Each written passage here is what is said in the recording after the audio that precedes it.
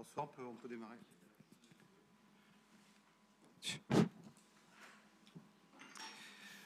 So hello everybody, hello back in the room for the last days of this CERIS event, which has been very fruitful until now. We have been discussing issues related to societal resilience, standardization, cyber issues, and now today we will be focusing on technologies for first responders and even second responders.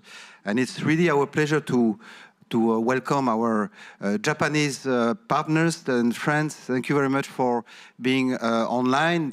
I'm very happy that and Korean friends, sorry, Japan and Korea. It's really an honor for us and a pleasure to have you online. It really reflects a very strong willingness for EU research community to liaise with your community regarding disaster risk management. So it's a very nice and promising perspective for us. We have a lot of expertise to share with you, and we have a lot to receive from you regarding what you have learned, what are your skills, expertise in regarding different disciplines, different sectors as well. We are working with Japanese and Korean researchers and also first responders. So it's very interesting for us to really enhance our common knowledge base. It has also some policy implications because, well, in Europe we have obviously civil protection policies that are in place, which needs research and development. It's the same in your country, but we have also a common policy, well, which is not legally binding, but the UN Sendai Framework for Action is certainly a very strong framework regarding disaster risk reduction, and it's really a hook for us because we can have indeed common achievements that will be directly supporting the implementation of the Sendai Framework for Action. So I very much welcome this initiative from the different projects. Thank you and congratulations for having put this program in place. And I will simply turn to you. I don't know who will be taking the chair to start this very fruitful meeting. I wish you the best success. Thank you very much. Tassos, the floor is yours. Thank you. Thank you very much. I'm Tassos Dimou. I'm going to moderate this the first part of this session, the technologies for first responders.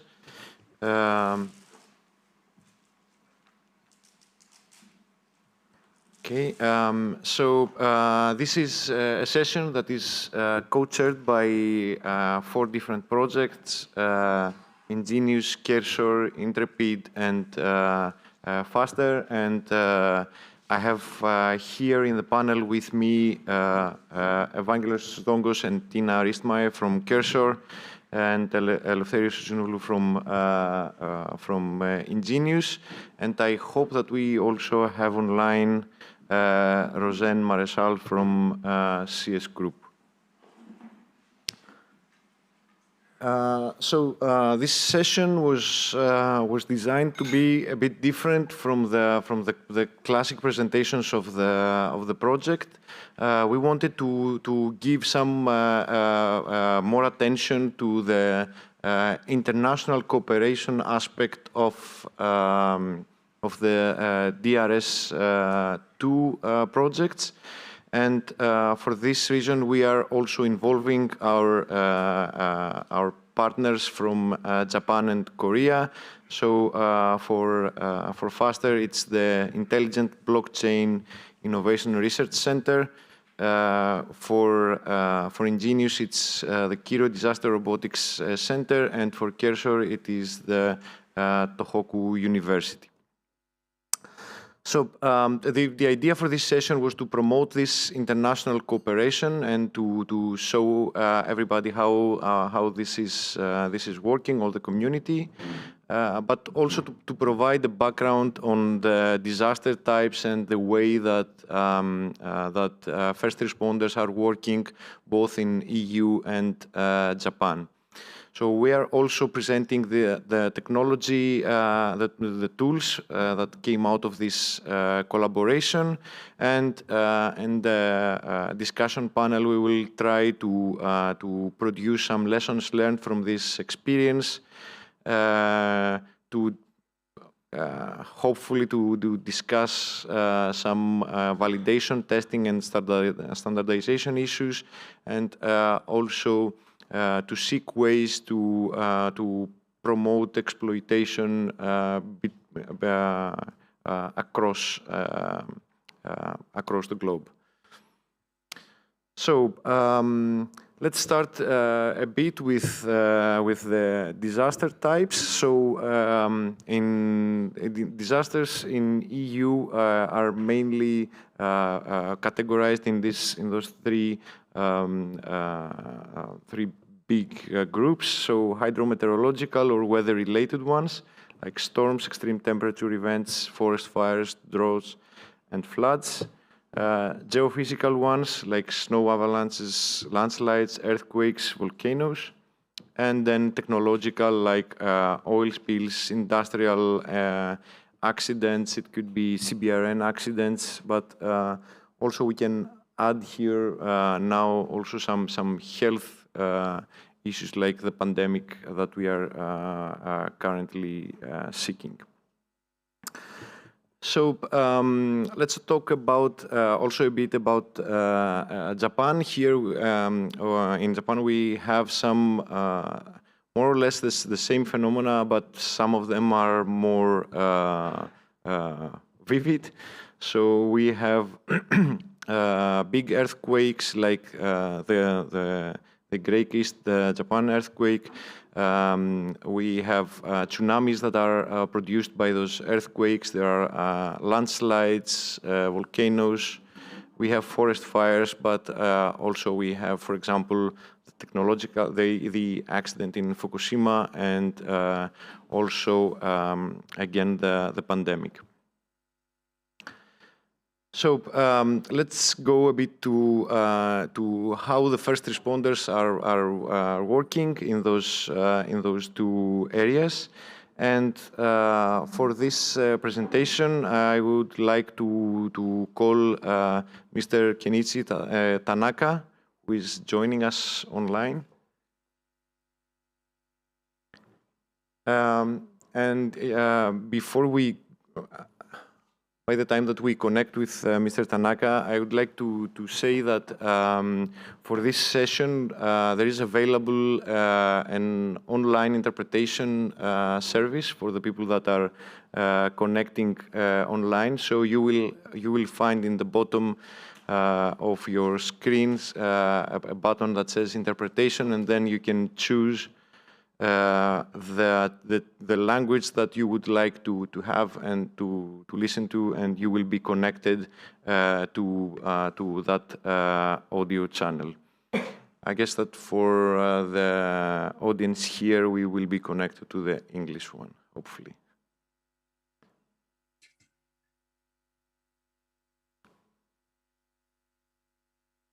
Mr. Tanaka?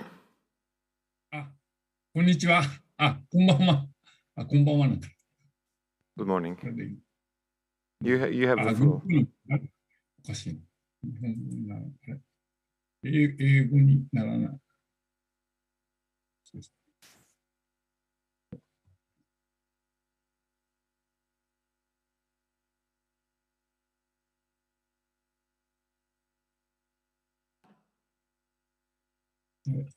すいません。さっき作っていただいた英語のやつがどっか行っちゃった。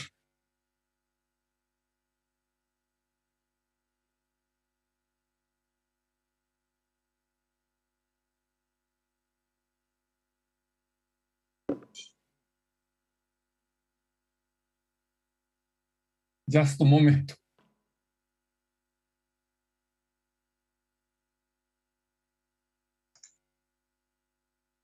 なんか先ほどの2ページ目が英語だったように見えましたけど。そうです。ちょっと。いや、そうじゃなくて、日本語を英語を作っていただいたんですが。はい、1ページ目は英語だけ、日本語だけど、2ページ目以降がなんか英語に見えました。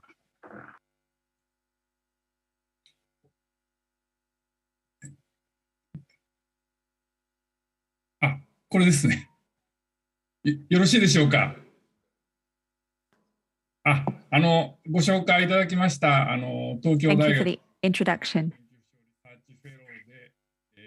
I'm a research fellow at the Tokyo University Production Technology Research Center. In Japan, Professor Tiherino asked me to speak, and so I quickly prepared this. I do apologize for the Japanese screen popping up again.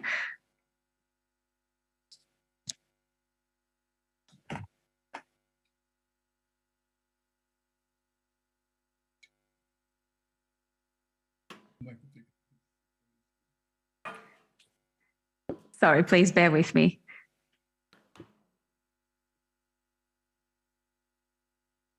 Mr. Tanaka, I can share the presentation here, the English slides here, and you can only do the talking if you wish.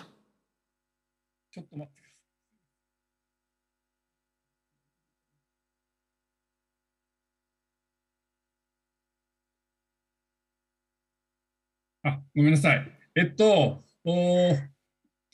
sorry. Here we go. So I created this document, as I was saying. So Japan is, as you know, a country with so many disasters occurring. As you can see on the screen. Even by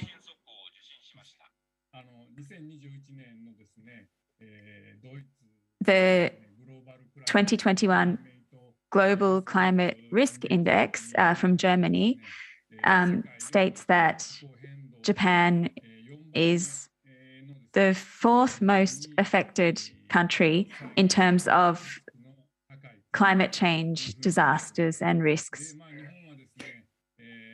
And people also say Japan is like a department store of disasters. We have a selection, including earthquakes in particular, tsunamis, typhoons, torrential rain,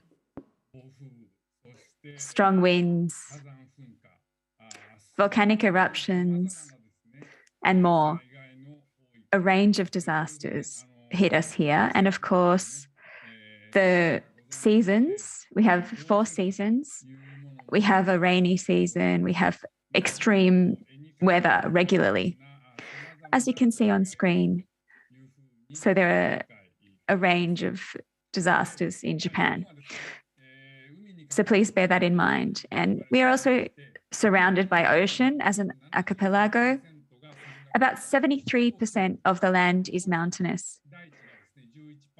And the remaining part is 11% plateau or flat and about 14% lowlands. So lowlands refer to areas below 100 meters of sea level, and they can be submerged when you have a flood. I live in that kind of area myself, but about half of this lowland area is where half of the population lives. And the remaining 75% of the population is basically squashed into a very limited area of the land. And Japan, in a physical sense, it's extreme. We have mountain ranges 2,000 to 3,000 meters high, so quite significantly high. And the rivers are steep and short with a fast flow and a limited catchment area. So we have very heavy rainfall in a short time. And that makes the risk of flooding very high. And on top of that, the geology is very unstable. We have more than 1,000 or about 1,000 landslides per year. And as well as urban disasters, we have heavy rainfall, earthquakes, landslides and collapses, mudslides, and so on. And in Japan, the earthquake capital, shall we say, I was a victim of the great earthquake disaster of Eastern Japan. There are about 2,000 active faults. And of all the earthquakes worldwide above magnitude 6, 20% of them occur in Japan. And looking at volcanoes, we have 10% of the world's volcanoes and 111 active volcanoes, of which 50 are currently at the status where they are being monitored. Regarding typhoons, we have them every year. And in the rainy season, we have typhoons from about April or June to September, with quite a big effect, quite serious disasters.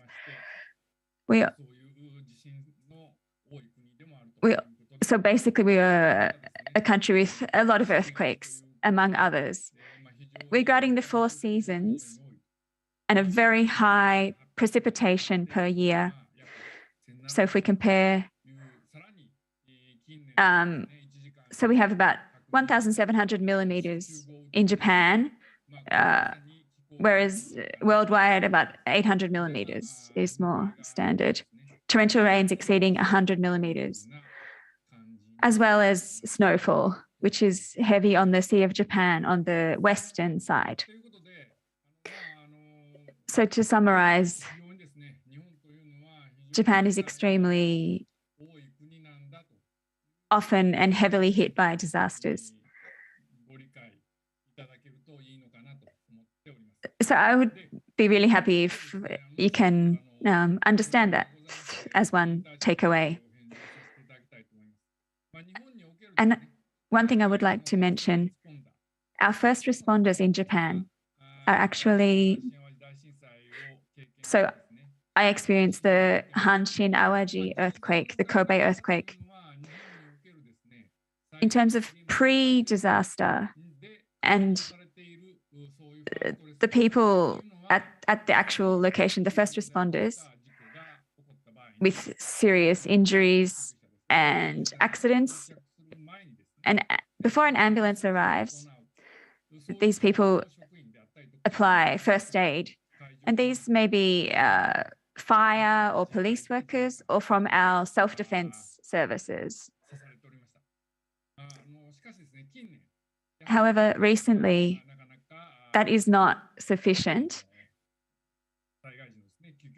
to manage the disaster situations. It's not effective enough. So basically, it was a state of crisis. And so it was recognized that we needed an urgent response. And so the responsibility of the medical personnel and non-medical personnel, care managers, Coast Guard officers, social workers, hospital staff, school employees, maybe security people and lifesavers, mountain climbing guides, sports instructors, ski patrollers and fire brigades. These people from broad backgrounds need to have common knowledge and common equipment, technological devices to support them in the crisis response that they are expected to manage. And so over the last 10 years plus, I have been working in the Disaster Control Center in Hyogo Prefecture. And Hyogo Prefecture is where the great Hanshin Awaji earthquake hit. And based on that experience from that earthquake, this control center was set up.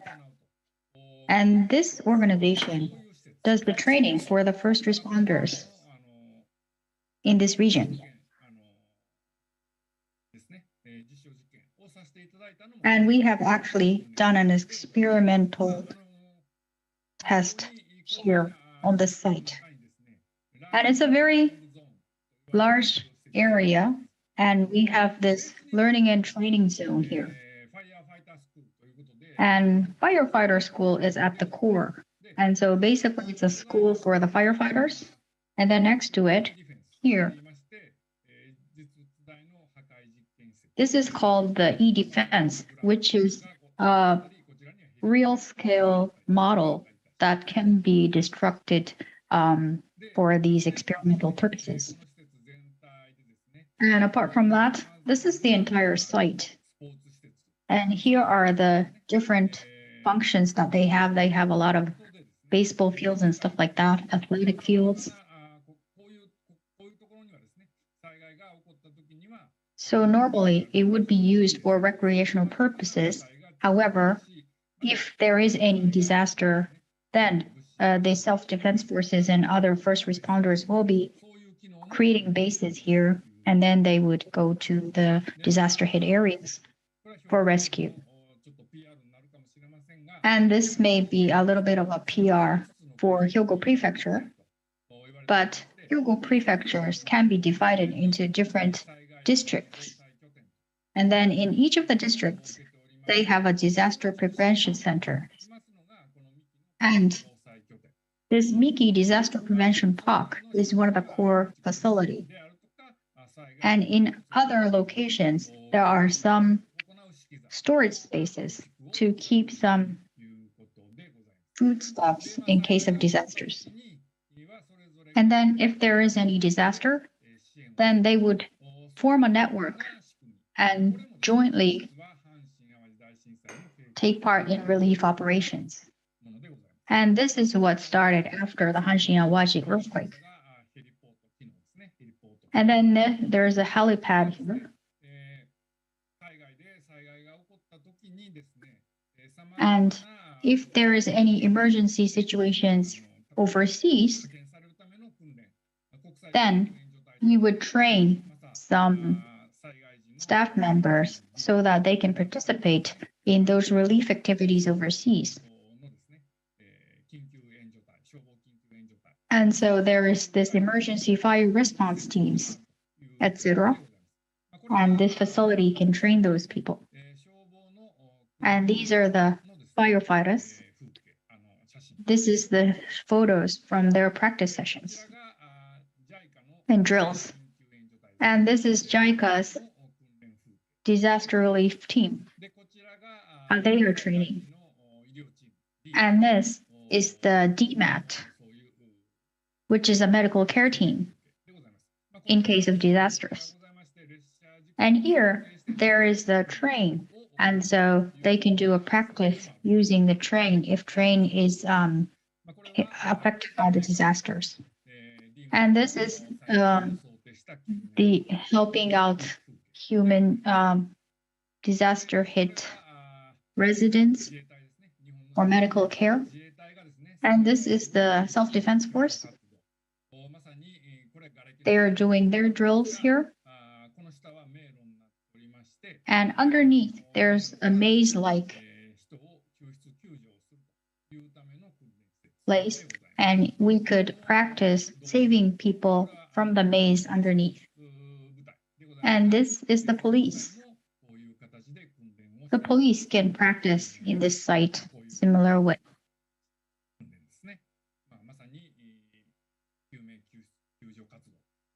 And so they are pulling out people from the rubbles. And then this is the Red Cross team. They're engaged in the drill as well.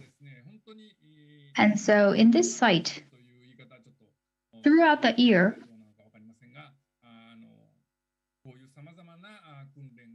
there are a lot of drills and practice sessions going on, so that whenever a disaster happens, then they could save the lives and rescue people. This is the end of my presentation. Thank you very much.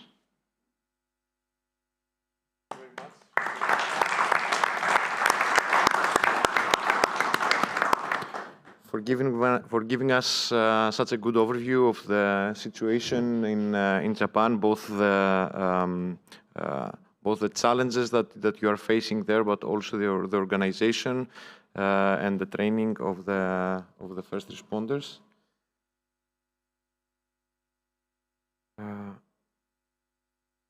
Okay, so next I would like to call here our own Tina Ristmeier to give us or to give us a presentation also about what is the situation in the EU.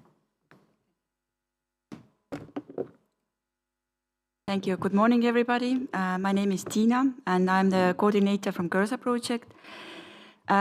Now I will give you a very brief overview of first responder structures in Europe, so that we have an understanding how first responders operate, what kind of structures they work in, what is impacting their work.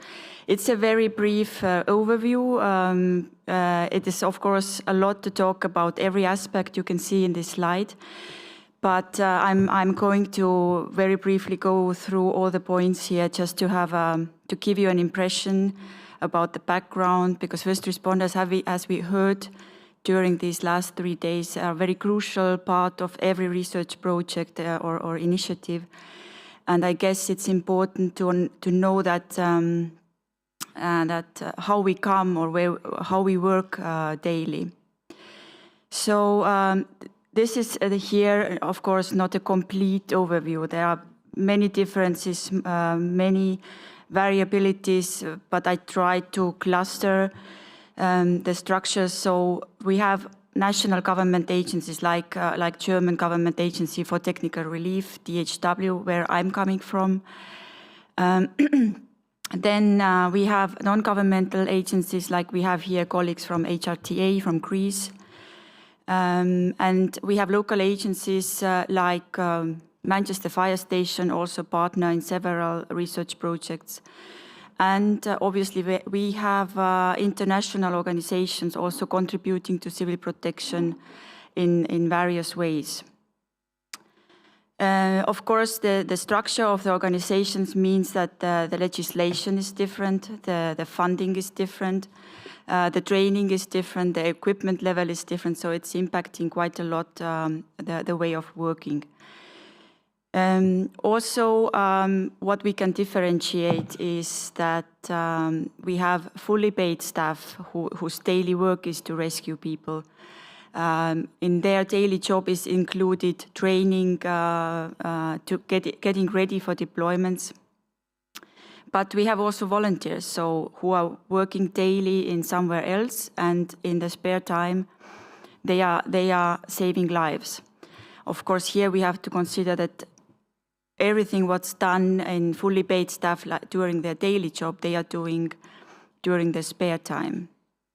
And we have also spontaneous volunteers. This is not maybe comparable with fully paid staff and volunteers in civil protection, but I still added them here because they have a contribution usually when we are addressing a disaster. So these are usually citizens who are voluntarily, spontaneously acting, wanting to help, and of course the civil protection organizations. If either they are government agencies or NGOs, they have to be ready to involve these people. And the structures to involve them have to be available. But all in all, first responder is a first responder, so they are all professional and doing their best to save lives. It doesn't matter what is their organizational background, but in research projects, it is somewhat. It might be different how first responders can contribute based on their structural background. And that's why I thought that it's relevant to know if first responders are involved, what we can expect. So to a little bit the expectations management when we involve first responders. And I hope that this very brief presentation gave you an overview where we come from, and that it's not always the same background we have. Yes, so for questions we have later time. So I finish now and give the floor back to Tassos. Thank you, everybody.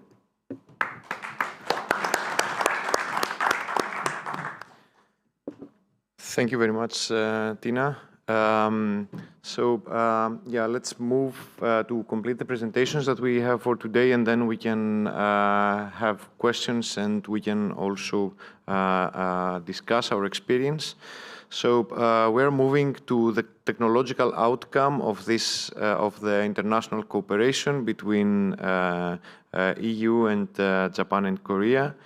And our first experience is with Project FASTER and the Intelligent Blockchain Innovation Research Center. This will be presented by Professor Yuri Tijerino. Professor, can you hear us? Yes, I can hear you. Can you hear me? Yes, perfectly. Okay. So you have the floor. All right, so I'm going to share my screen now. Yeah, thank you.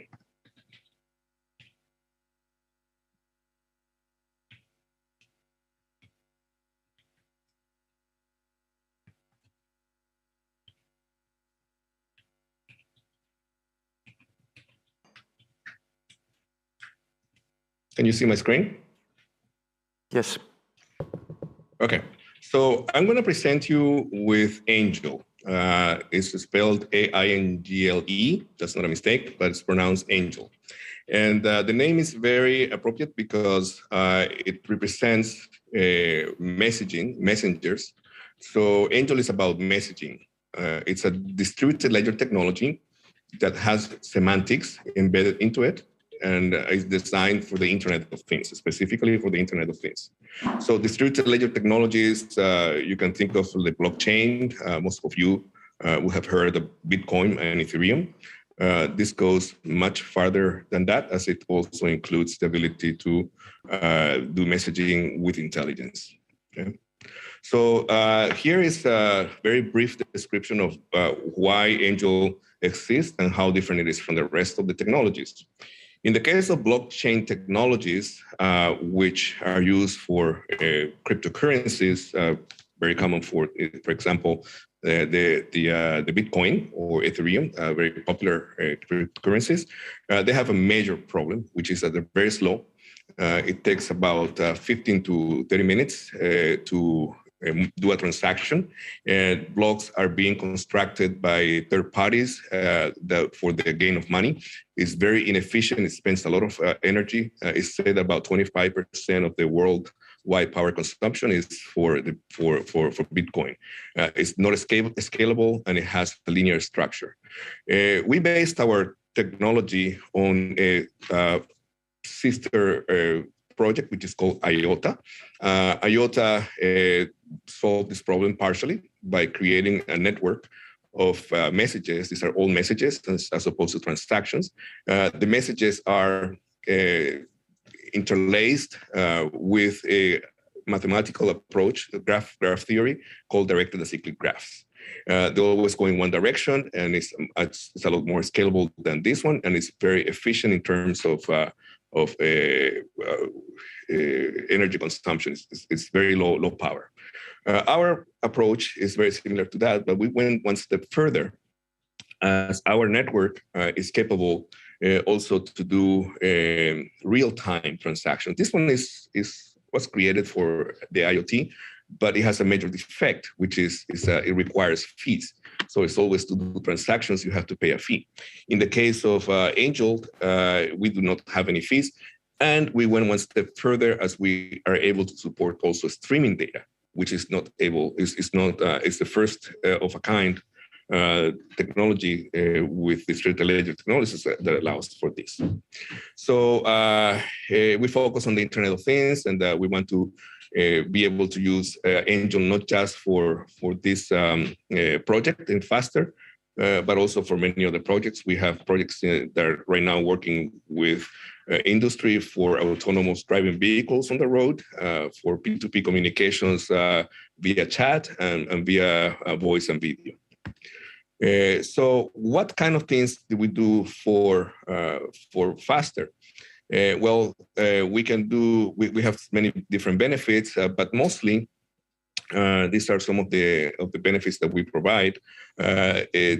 Data manipulation is immutable, so our data is not mutable, just like the rest of the DLT technologies, but we are quantum proof. If there was a quantum computer today, they will be able to break the Bitcoin very quickly. However, our technology has been mathematically proven to be quantum proof. So even if there is a quantum computer, they wouldn't be able to break into the communication that is happening among the different devices in the network. We also had a major constraint in the FASTER project, which is privacy. GDPR is a major constraint, the GDPR regulations for Europe for privacy. We wanted to also be able to handle that, and we were capable of doing it because our technology is very flexible. Even though it's still immutable, it's very flexible for creating channels that are immutably encrypted, but the data is going through without being saved into the network. So Angel, I think I'm going to skip this because I already talked about this, but what does it do for faster? Now, I use this graph on the right, which looks like a brain on purpose, because our technology is capable to grow in a spherical manner, as opposed to IOTA, which is more like a worm. So this is actually what Angel would look like if we were going to graph it. So for the project FASTER, of course, this is very similar to many of the other projects that have been discussed in this event, and we have a COP just like everybody else has a COP. We also work with K9 units. We also do AR. We do drones. We do even some rovers, and we are connecting them through Angel. And why do we do that? Why do we need to have Angel connecting this? Well, the main reason is, I'm going to go into the next slide. The main reason is because it's quantum safe. It prevents malicious interventions by nefarious actors who may want to break into the communication. I mean, this is not a crazy idea that when you are doing rescue operations, somebody's going to try to break into the communications, steal the data, change the data, manipulate the data. So that's what we want to prevent. We want to prevent the data that is being shared among all of the different components in any of these rescue operations is safe and it's trustable. That was the main idea, and we were able to do that. So we are quantum safe. Although the data is immutable, we can also provide real-time streaming, which is impossible with technologies like the blockchain because it takes too long to do it.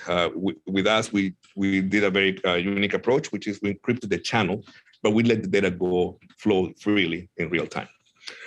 We also embedded semantics into our application, into our Angel network. So rather than just sending value-based transactions, we send knowledge-based transactions. So the transactions that are happening are able to be knowledge-based. So knowledge-based means that we can create distributed semantic apps, which is also something unique of Angel. It is real-time first of all in DLTs, and we can we can do Angel, the GDPR Article 17, which is almost impossible with any other DLT technology. And what is Article 17 for those of you who are not familiar? It's the right to be forgotten. So if your data was captured by any DLT network, it's impossible because it's immutable, but we actually found a way to make it so that although the data is immutable, we can delete parts of the network and still the network works. So those are the unique parts, and we can provide that because, for example, why is this important in a project like this? This is important because as you are capturing video with a drone of somebody with face, the person may not want to be seen. So we are able to, in real time, obscure the face so that it doesn't show in the video and it doesn't get stored. So those are things that we thought about, and we are capable of doing it. So we tested this in July of last year in the center that Mr. Tanaka actually showed in the first presentation today, and we were able to do some benchmarking. We're still trying to do our second pilot because of COVID-19. We were not able to do it, but we extended our project for another year so that we will be able to do this year. Okay, and this is what Angel looks like. It's invisible to the actors, to the first responders. They don't see Angel anywhere working. We just connected devices in the background, and the data that is being gone between the P2P communications is totally safe. Okay, and we're very fast. This is a benchmark here, and as you can see, we do very, very quick communications. It's in the milliseconds speed, and it's much faster than IOTA Ethereum. All right, so with that, I'd like to end. I don't want to take too much time, but that's what we built Angel, and that's what we're doing with Angel. Thank you very much for your time.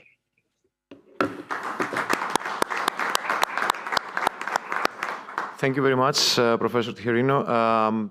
I don't have your presentation yet, but I would guess that it is available to be integrated and to be shared with the audience, correct? I will send it to you in just a minute. Okay, thank you very much. Thank you for the presentation and for the collaboration these 3 years in FASTER. So let's move to the next tool. It is the collaboration of Tohoku University in Japan with the Kershaw project, and this is a presentation that's going to be given by Professor Satoshi Tadokoro. Professor, can you hear us? Yes. So can you hear me? Yes, we can hear you, and okay, we can see your screen. Okay. You know, I would like to let all the speakers, also the subsequent ones, that we are running a bit late in time. So I would be grateful if you can give a presentation of approximately 5 minutes discussing the main functionality of SMERF. Thank you very much. You have the floor. Okay, so thank you very much. So I'm Satoshi Tadokoro, Tohoku University, Japan. I participate in Cursor project. So this is a house where a student of mine lived. On January 17, 1995, he was buried for 4 hours and a half under this debris. So this is my starting point in rescue robotics. We are developing Cursor circuit for advanced search and rescuing debris. A swarm of soft miniaturized robot Smurf are dropped by transport drone, and they penetrate in debris and search for victims. The robot has advanced VOC sensor sniffer and various sensors for finding trace of victims. The gathered information is integrated for common operational picture and incident management. We have 8 work packages and have wonderful partners from European countries and Japan, both first responder organizations and research institutes. So Tohoku University is in charge of the soft miniaturized robot Smurf. It should have high mobility, high sensing capability, communication, localization, and autonomy to gather information debris at the INSRAC ASR level 3 and 4. We have several technical issues for its development. Tohoku is mainly in charge of the system design, mechanism mobility, system integration, and durability. So under the leadership of SINTEF, we have several partners to achieve this goal. This is a blueprint picture that I proposed at the first planning meeting in Munich before the proposal. As this picture shows, how to move and distribute the sensors in debris is one of the most important issues in this research and development. On the basis of discussion with all the partners, we decided Tohoku will contribute mainly in the system design and the mechanical design because most partners are specialized in software. We are taking 2 stages of research and development. Smart V1 is a sure product by using conventional design. We investigated various mobility mechanisms and have selected the configuration of 2 wheels with 1 head. Its problem is that mobility is limited and might not satisfy the first response requirements. Therefore, we research into advanced mobility by applying soft robotics to create Smart V2. Soft robotics is a new area of mechanical research utilizing soft mechanical bodies and actuators. So, however, a problem is that the technology readiness level is still low. So we are trying hard to achieve the best solutions using the technologies and experimental results of both V1 and V2 to produce smart products as the final result. This is Smart V1. It's a sniffer, visual camera, thermal camera, microphone, speaker, IMU, and CPU inside. It works more than 2 hours in debris. We have done several types of durability tests in laboratory. This is a mobility test based on the ASTM standard test method for response robots.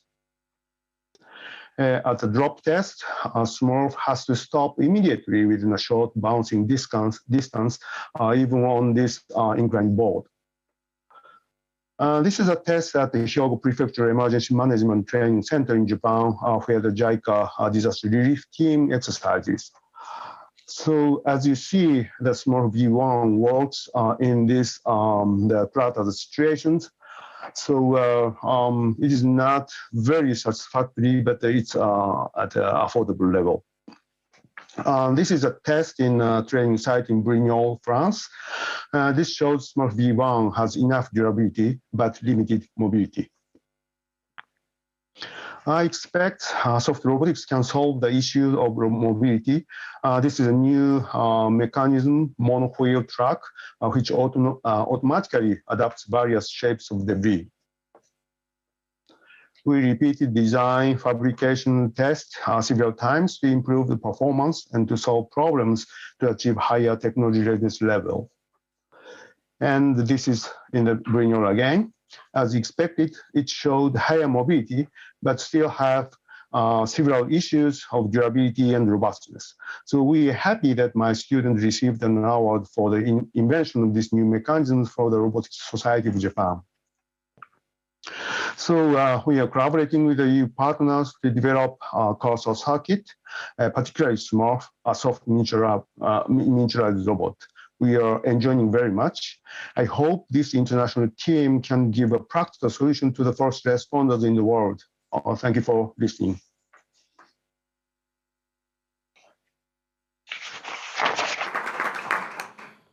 Thank you very much, Professor Tadokoro. That was perfect also in terms of timing. Thank you so much about that. I hope that you will be available also a bit later to discuss, your experience in the collaboration with the EU partners. Thank you very much again. Thank you. So let's go to our next product. It's the collaboration of Kiro from Korea with the Ingenious project, and this will be presented by Eleftherios Zounoglou from ICCS. Thank you very much, Tassos. Good morning, everyone.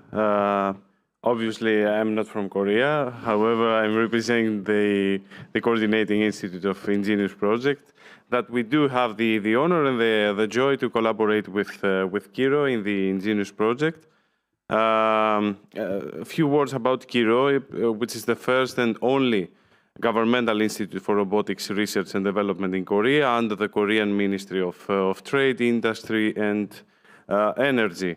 They do have really important activities related to research and development, industrialization support, human resources development, as well as science and culture.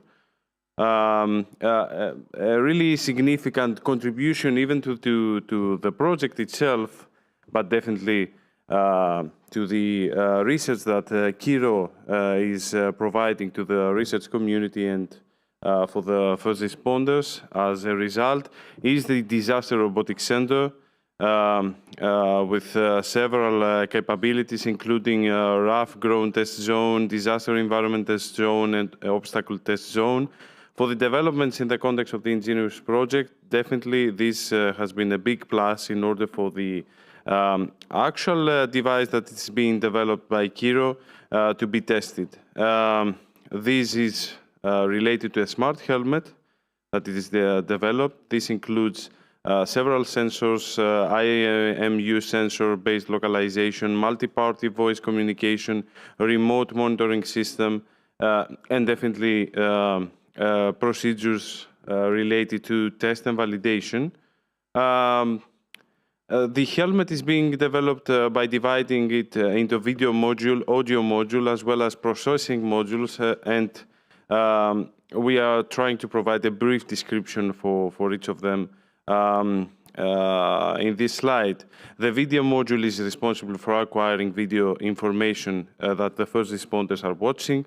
This module uses two types of cameras, both RGB camera but also IR camera. The RGB camera is used to show visual information in a normal situation, whereas the IR camera can be used together also with the RGB camera to augment the visual information in difficult situations, including, for example, smoke. The voice communication module is developed for hands-free voice communication to gather information at the scene of an emergency. And there is definitely a processing module that was developed in order to handle all the necessary software for the helmet, including the video data and the Wi-Fi communications. There are also specific activities that Kiro joined in the context of the project. This includes also the validation program of the project. Therefore, our partners from Korea, they joined what we call the laboratory integration test. They joined them remotely. The plan, however, was for all the partners to join this test physically, but we had to switch the mode due to the COVID outbreak. It was a really good lesson learned how we may organize these tests in a remote setting. Therefore, they're participating in use cases related to building fire, toxic gas leakage after an industrial accident. Our partners also participated physically recently in a small-scale test, as we call them, for use cases related to toxic gas leakage after an industrial accident, and we were really happy to welcome them in Europe. So that's all for me. A collaboration with a Korean institute that proved to give a really concrete result, a device that integrates significant components that we hope that will be of help for the significant work that first responders are doing in order to save lives. Tassos, the floor is yours again.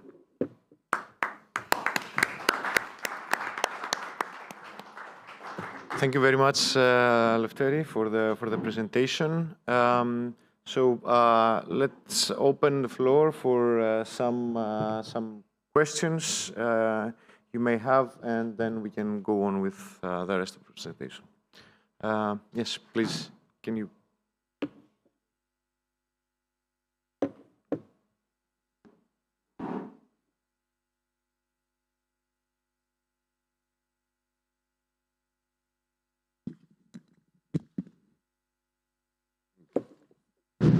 Yeah, good morning.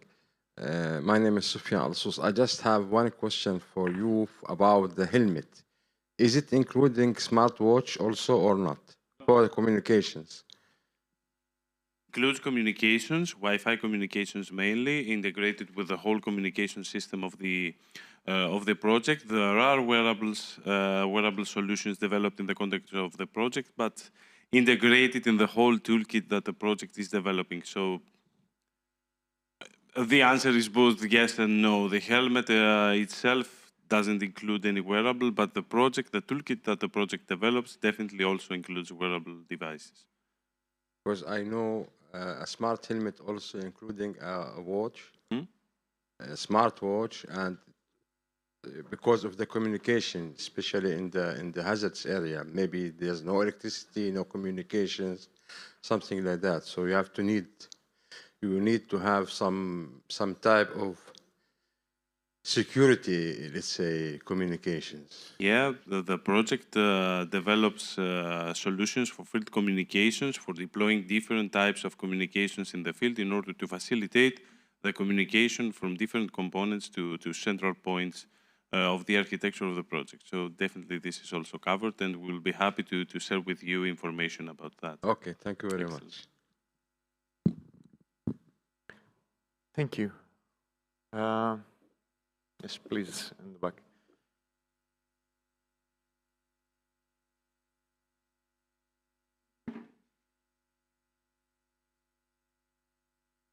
Thank you very much for the presentations. Both the Japanese presentation, the first presentation, shows about the changing in the first responders' work, how it will broaden the people that is participating. And normally when something happens, there are other services involved and citizens involved. And there are the technologies, and it was the Eagle project presented, but what I wonder is that in Horizon Europe is focusing also first responders and second responders, other services that need to be considered when situations are happening. So do you have some experiences to share? It was the first presenter, Professor Tanaka, I think, and also it was also in the European presentation some consideration to these second responders and widening the people that can benefit from your research. So are you expecting from Japan side an answer for that, or from the I was EU asking side? both because it was in the first presentation from Japan and it was in your presentation as well. So it was spontaneous volunteers, but also I'm looking for the citizens and widening your reflections on that from both sides. Thank you. Okay.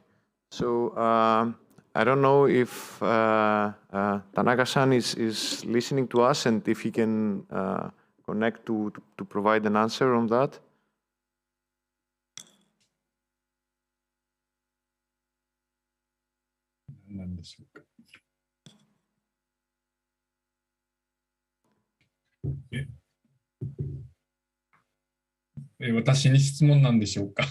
Is that a question for me?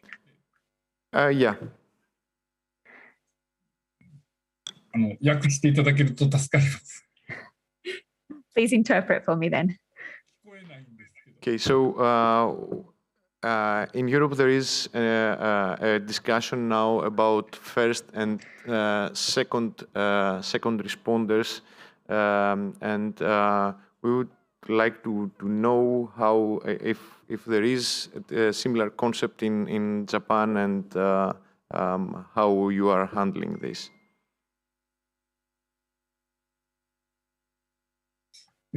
清織の先生、聞こえないんです。いや、日本語は聞こえないんで、わかんないんですけど。I cannot hear the Japanese interpretation. Tanaka-san, is it? Tanaka-san is probably in the English channel. Yes. 田中さん、日本語のチャンネルに変更したら多分聞くことができます。右下、interpretation. So Mr. Tanaka, please just choose the Japanese button at the bottom.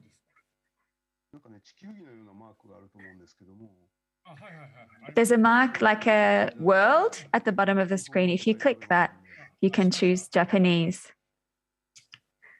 So the interpreter will repeat the question. Could you translate? Shall I repeat the question? Yes, please. No, that's okay. I have it. Okay.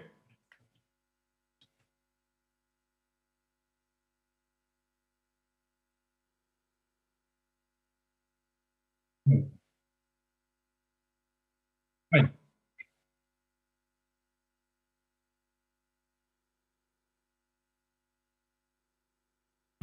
日本でもですね、やはり In Japan, we do have that topic discussing second responders as well as first responders. And in the emergency and medical response teams, as well as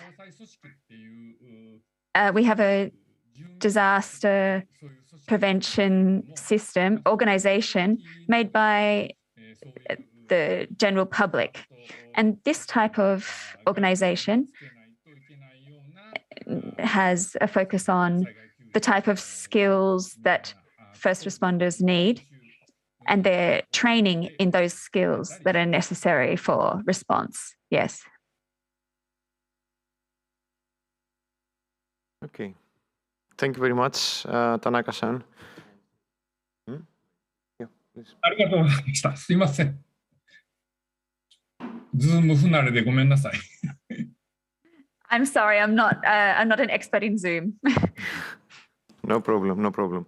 Okay, so I'm giving the floor to Vangelis to talk about the EU side, I guess.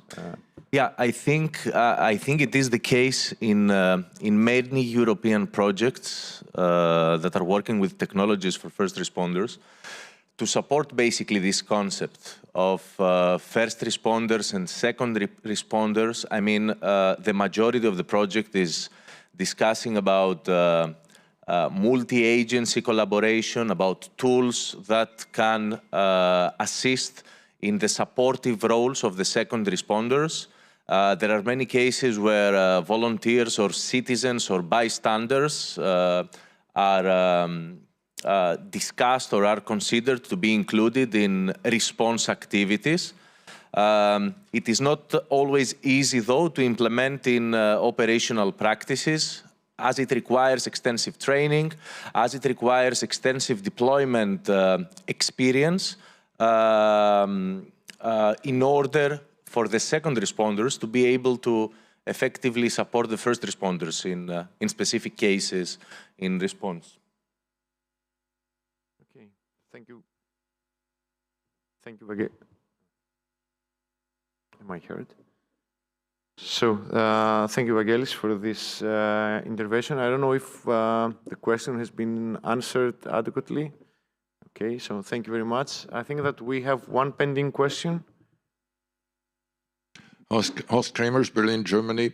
My question is on the Angel test implementation. For me, it would be, it's absolutely modern methods, absolutely modern technology. I appreciate very much. I'm a computer scientist and information scientist, so that is a thing that is really going on. It's needed to be tested because we have the task. Nevertheless, what are the consequences of having such advanced methods and technology for the practitioners, not from the test? You have do the test where all these things are probably, I think, operated and guided by the scientists partners. What would be the long-term practitioner's perspective? Who is doing that? In general practice, it is chief of the fire brigade secretariat. No, sorry, I just make a joke. But I'm looking for what is the human resources consequences, what is the technology requirements of the law protection agencies from this. When I, in Germany, talk to big organizations in disaster reductions, and I would tell them, how about some quantum computer buy-in? Probably they wouldn't have that themselves. They would be astonished at the moment, probably. But if we have a perspective to do that in 5 years, at least, in broad practice, because we have all the problems where that would be helpful, how to go forward? What is the experience in that project in terms of implementing that in the consequence of the agencies? Okay, I don't know if Professor Tjerino is available to give an answer to that. I don't know if you have heard the question. Yes, I have heard the question. Thank you very much for your question. So if I understand, the question is basically, what are the consequences of technology in situations for first responders in the real world? If that's what I understood from the question. I think it is important to advance technology, and in human history we have seen that it is major events that actually are the catalysts for the advancement of technology and the applications for the general public. So I am very proud that I'm part of this effort with the inter-country, inter-organizational, inter-institutional effort in which we are trying to come up with solutions that will address this need to respond to real life situations. Yes, it's true that these technologies are being tested in controlled environments, but that's the process. I mean, yes, it goes from technology to products. But something very important that we should not ignore is that in all of the efforts that we are representing here in this event, there is also involvement, very high involvement by first responders. So we're talking about medical teams, we're talking about firefighters, we're talking about civil agencies, rescue associations, and they have given significant input to the technologies. So it's not just us creating a tool from scratch, like is usually the case, but we are getting a lot of input, very valuable input for practitioners. So I think that makes a big difference, and because it's an international, interagency, interinstitutional effort, I think we are getting many different perspectives that are very important to be able to take this to real life situations. I would be surprised if some of these technologies do not make it into general use. This is how we advance. Technology had a big leap after we put the man in the moon, and in this case, we do not have to put a man in the moon. We just have to save lives.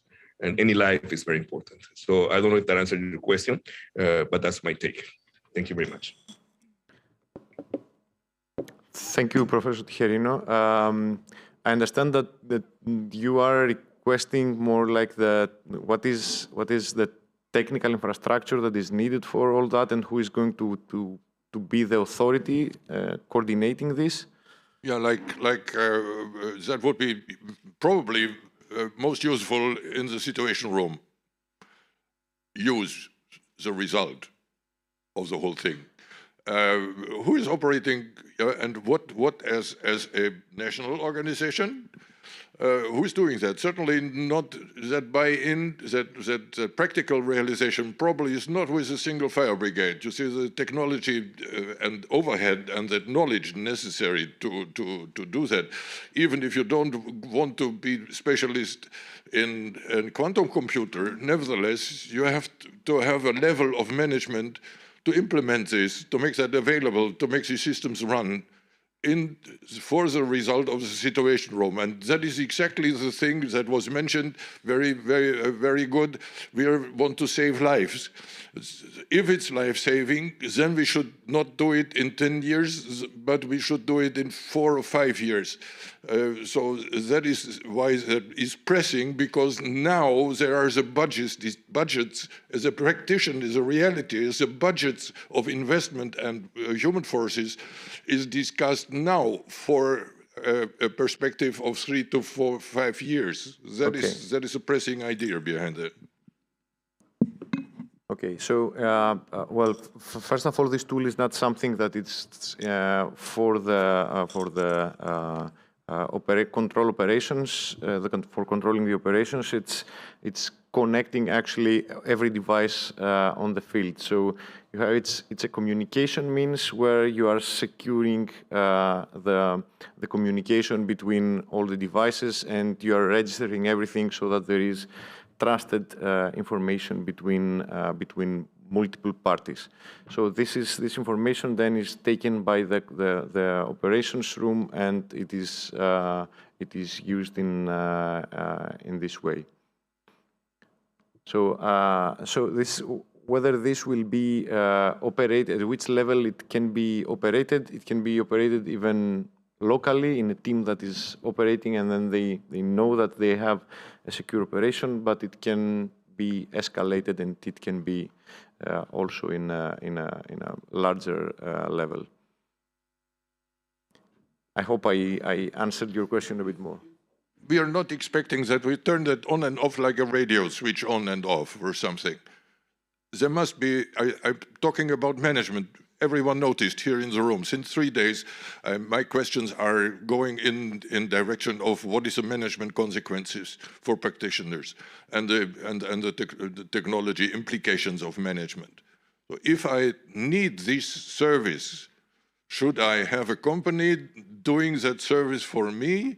Or how do we have to do that ourselves? If the fire brigade unit certainly will not have the capability of installing all these technologies and taking care of the methods. Yeah, this is something that that needs a lot more time than what we have, and it's also one part of the exploitation roadmap for the tool. But thank you very much for your question. Let's go for the remaining time to our discussion. I would like to start discussing the experience that we had, all of us, by working closely with our international partners. I would like to start with Professor Tadokoro, as I know that he has been in a very close collaboration with SINDEF and other Kersor partners. So, Professor, I would like you to give us to say some words about your collaboration and your experiences in collaborating with the European partners. So I'm really enjoying this Cursor project because it includes the first responder organizations and also the research institutes. And the research institute consists of a very wide variety of specialties. The chemical people for the VOC sensors, the really advanced sensors, and also the information processing is very interesting, and network people and so on. So I think such kind of the opportunity to collaborate and integrate every technology into the service is a very crucial, very interesting experience of mine. So yes, I'm related to the last question. So I have a similar, I know similar solutions. That is Japan's early warning system. So as you may know, Japan has an early warning system for the earthquake shake for many years. But recently, we have a tsunami early warning system. The service is provided by the Tohoku University, our university, because we have a supercomputer, and that simulation data of the tsunami prediction data is transferred to our government and some first responder organizations for the quick response. So the service has started maybe a few years, and it's really successful. And they are planning to apply the quantum computing for this purpose. So it simulates the flow of the evacuating people and so on. Then, if it is successful, it could provide some guidance to the people who are escaping from the tsunami and other disasters. So, in that way, the service by the advanced technology is really have the kind of the future potential good service. So I believe we have to promote it. But in order to make it in real service, we need a tight collaboration with the users and the end users, and also the solution providers, as well as the government and local government, and yes, so many people. Collaboration. So yes, I'm really happy that I experienced the collaboration with many people in the EU. So I don't know the major difference between EU and Japan, but yeah, in EU, in Germany, I think they don't have many earthquakes, but in Greece and Italy, they have so many. And it's really terrible sometimes. So yeah, we share the same problem. So I think we can share the technology to save human life and keep our security. Thank you very much, Professor. Let's move to the European side again for the same question. So. Lefteri, since you are the Korean here, can you share with us some experiences from your collaboration with Kiro? Yeah, definitely, Tassos. What to say? It's definitely interesting. It's by default interesting, even because it was among the first times that we had to collaborate with institutes outside Europe, probably with other ways of doing research. Definitely, there are also obstacles, even the language barriers, even the time zone differences in the ecosystem of European EU-funded projects. We do have also our processes about our meetings, about our deliverables. If there is a plan, I would say, to continue these types of collaboration that, as we saw now, prove to be really effective and with concrete results, definitely we should take into account how we may better integrate in our processes these organizations, or in general organizations outside Europe.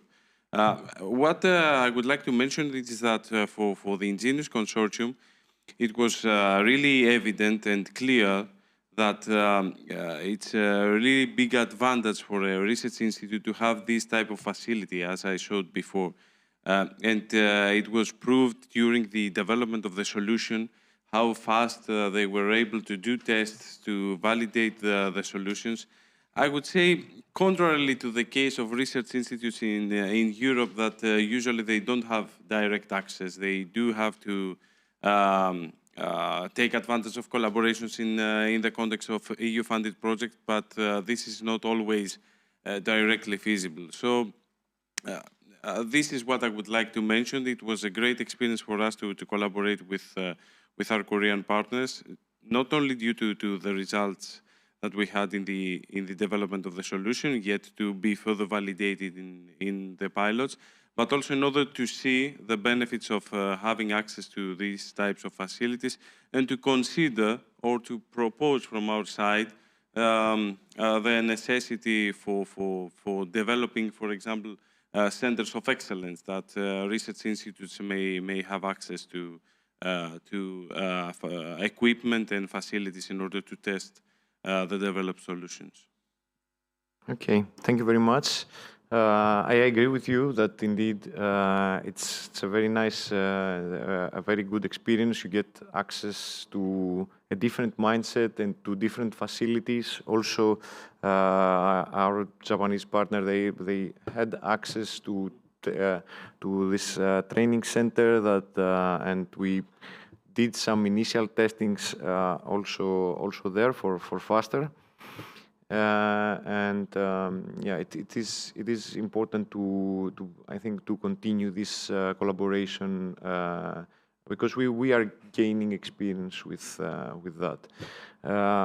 I have also seen that in general Japanese organizations they seem to be more flexible in implementation and in their activities. Also in terms of funding and procedures, this was something that was very surprising. For example, we were organizing a pilot, and Professor Tijerino told me that he would go overnight to a 24-hour store and buy a drone that was needed for the next day. That was amazing. Yeah, but definitely it was a good experience. So besides the language and the time zone, do you think that there were other challenges that we had, Tina? Yes, also quite administrative challenge, shipping technologies from Japan to Europe and back. It's just, yeah, we are depending on shipping companies, and yeah, it's at least for Cursor, it has been a challenge. But additional to that, I would like to add for the first question that what we gain from this cooperation is the knowledge from Japan, the experience, and if we talk about search and rescue, then they have the experience how to what is needed in this kind of disaster. So for Cursor, this is very very valuable input from Japanese partners. But yeah, for challenges, of course, we are different cultures. This is something that we both parts have to accept and consider when working together. But all in all, it is beneficial for both parties. So it's no doubt. Thank you very much, Tina. I would like to go to Professor Tijerino once again. Can you give us also the experience from your side, and also I would like to make this more concrete towards comparing the funding frameworks in EU and in Japan, since you have seen both sides how they work. Yes, thank you for the question, Tassos. Yes.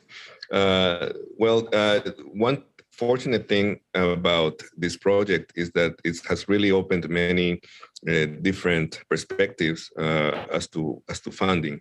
Yes, the funding in Japan is very strict as well. We have certain rules, and we have to pass a lot of testing from the government in order to qualify for funding, ethical certifications and other kinds of certifications before we can apply for funding. But there are many funding avenues. There is in industry avenues, there is government avenues. There is at least 3 organizations in Japan that support funding for collaborative research with Europe and other countries. And I think this is in place for a very good reason, to promote this type of collaboration and this type of exchange of ideas, exchange of technologies. We all have our own challenges as well. The funding is always controlled through a single portal. I guess it's very similar to Europe. There's a single portal where you go in and have to interagency reporting for all of your funding that you have received, how you're using it. There's a lot of controls as to your results, your publications. But there's always opportunities, and industry plays a big part in it. I don't know if that's the same case in Europe, but at least in Japan, we have that opportunity as well. And depending on the university, there is also opportunities, and I guess the institutions, opportunities to work with industry towards creating products as well. I think that's something that, if I'm not wrong, Professor Tadokoro is also pursuing as well. I'm doing it myself. Angel is also a company after we provided this, and the government totally accepts this. At least the university does, because it's a way to disseminate the results of the research. I don't know if I answer your question 100%, but I think there's many similarities. There are also some difference. Like I think when you mentioned that I had to buy a drone, and I went to a store in downtown Osaka in the middle of the night. I think it was like 2 o'clock in the morning, and I purchased a drone. And I guess the connotation there was that in the case of Europe, you wouldn't be able to do that because you had to do some type of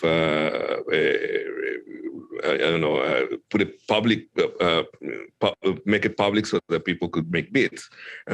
In our case, we can do this type of purchase up to certain amounts. So this was less than 50,000 yen, and I could do that. If we had 50,000 yen, it's about 400 euro. So if it's around the price, then it's okay. Anything above that, then it has to go through a more strict process. But yes, we have certain flexibilities like that. Okay. So given that I know that you're a serial entrepreneur, I would like to pose the last question for this session. So, how would you advise partners in Europe to proceed in order to exploit their tools in Japan?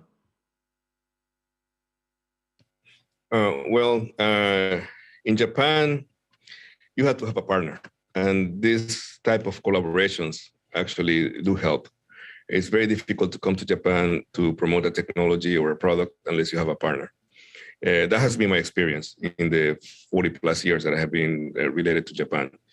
So with a partner who is willing to take your technology to the next level, meaning the product level, it makes things a lot easier. So I highly recommend that when you do your next projects and you invite Japanese partners so that they can open also the avenues for you to promote your products in Japan.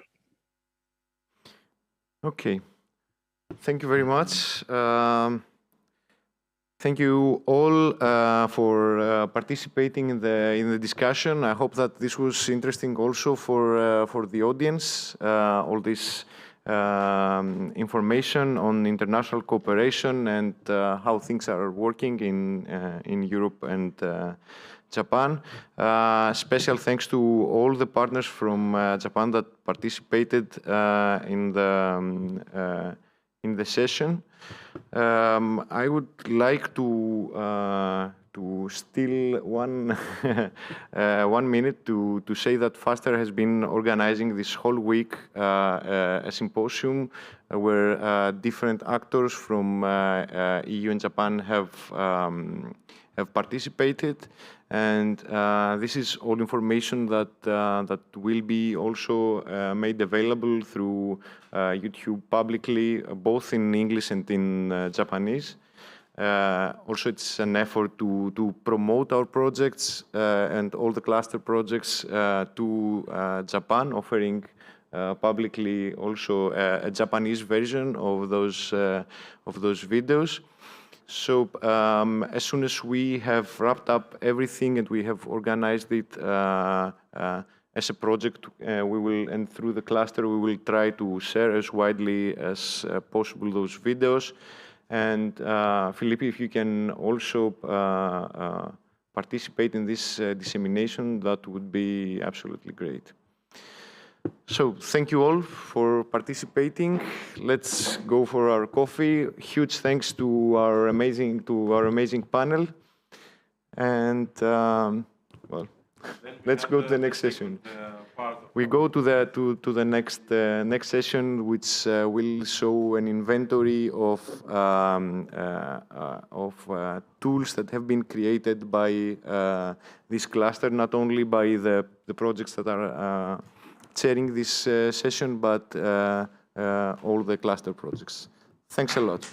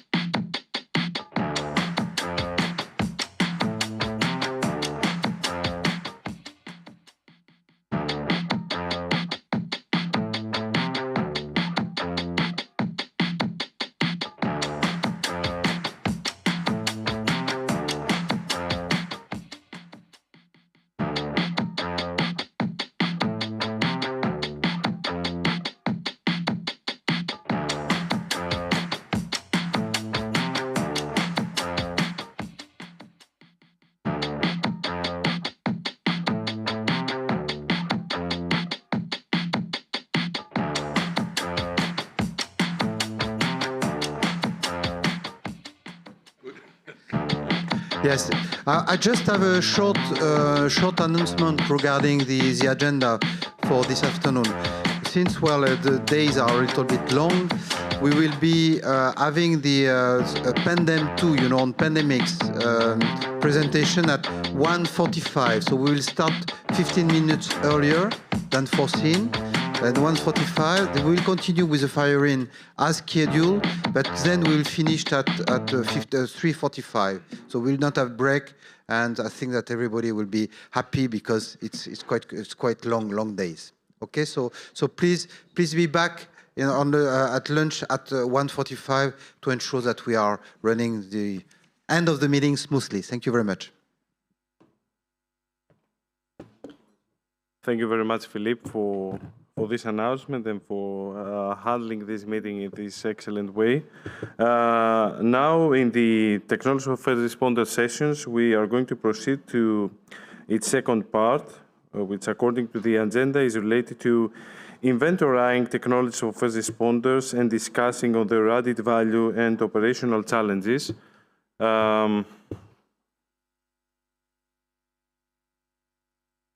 And as mentioned in the slide, we have selected to somehow categorize them in 4 thematic areas, which are going to be mentioned in detail during the next presentations. Again, I'm Eleftheros Zounoglou from Institute of Communication and Computer Systems, and I have the honor and the joy to, in the context of the Ingenious project, to co-chair this session together with FASTER, Cursor, and Intrepid project. And as Tassos mentioned before going for the coffee break, this presentation that we are going to give is not only an effort made by the four projects that are co-chairing this session. We again tried to be creative, try to think out of the box and what we usually do.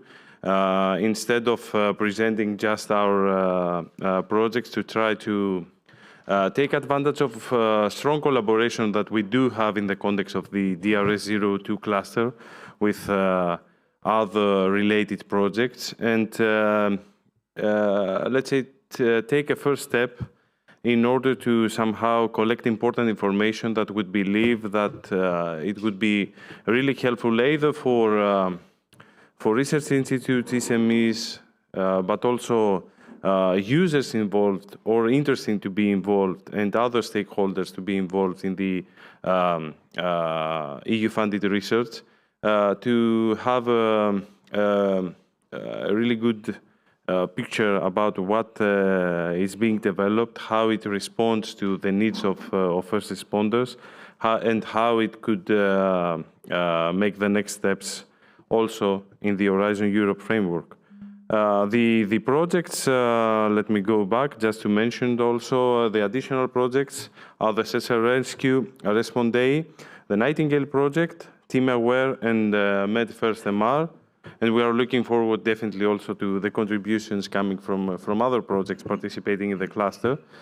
The idea, as I said, was to try to create an inventory of the solutions that have been developed and are still being developed in the context of DRS02 projects. So we may have a look in the definition of inventorying, actually making a list of something or entering something in a list. I had to somehow hide some words. The definition is to make a complete list or every book to be entered in the list. No, it's not exhaustive. The list that we have created is just the start, the first steps made. We do believe that it's an interesting activity to be taken and, for example, end up with a really good report, even including also related requirements, related identified gaps. And when this cluster of projects will come to the finalization, to exit from the Horizon Europe with a really good report on what has been developed and what are the identified gaps for the future to be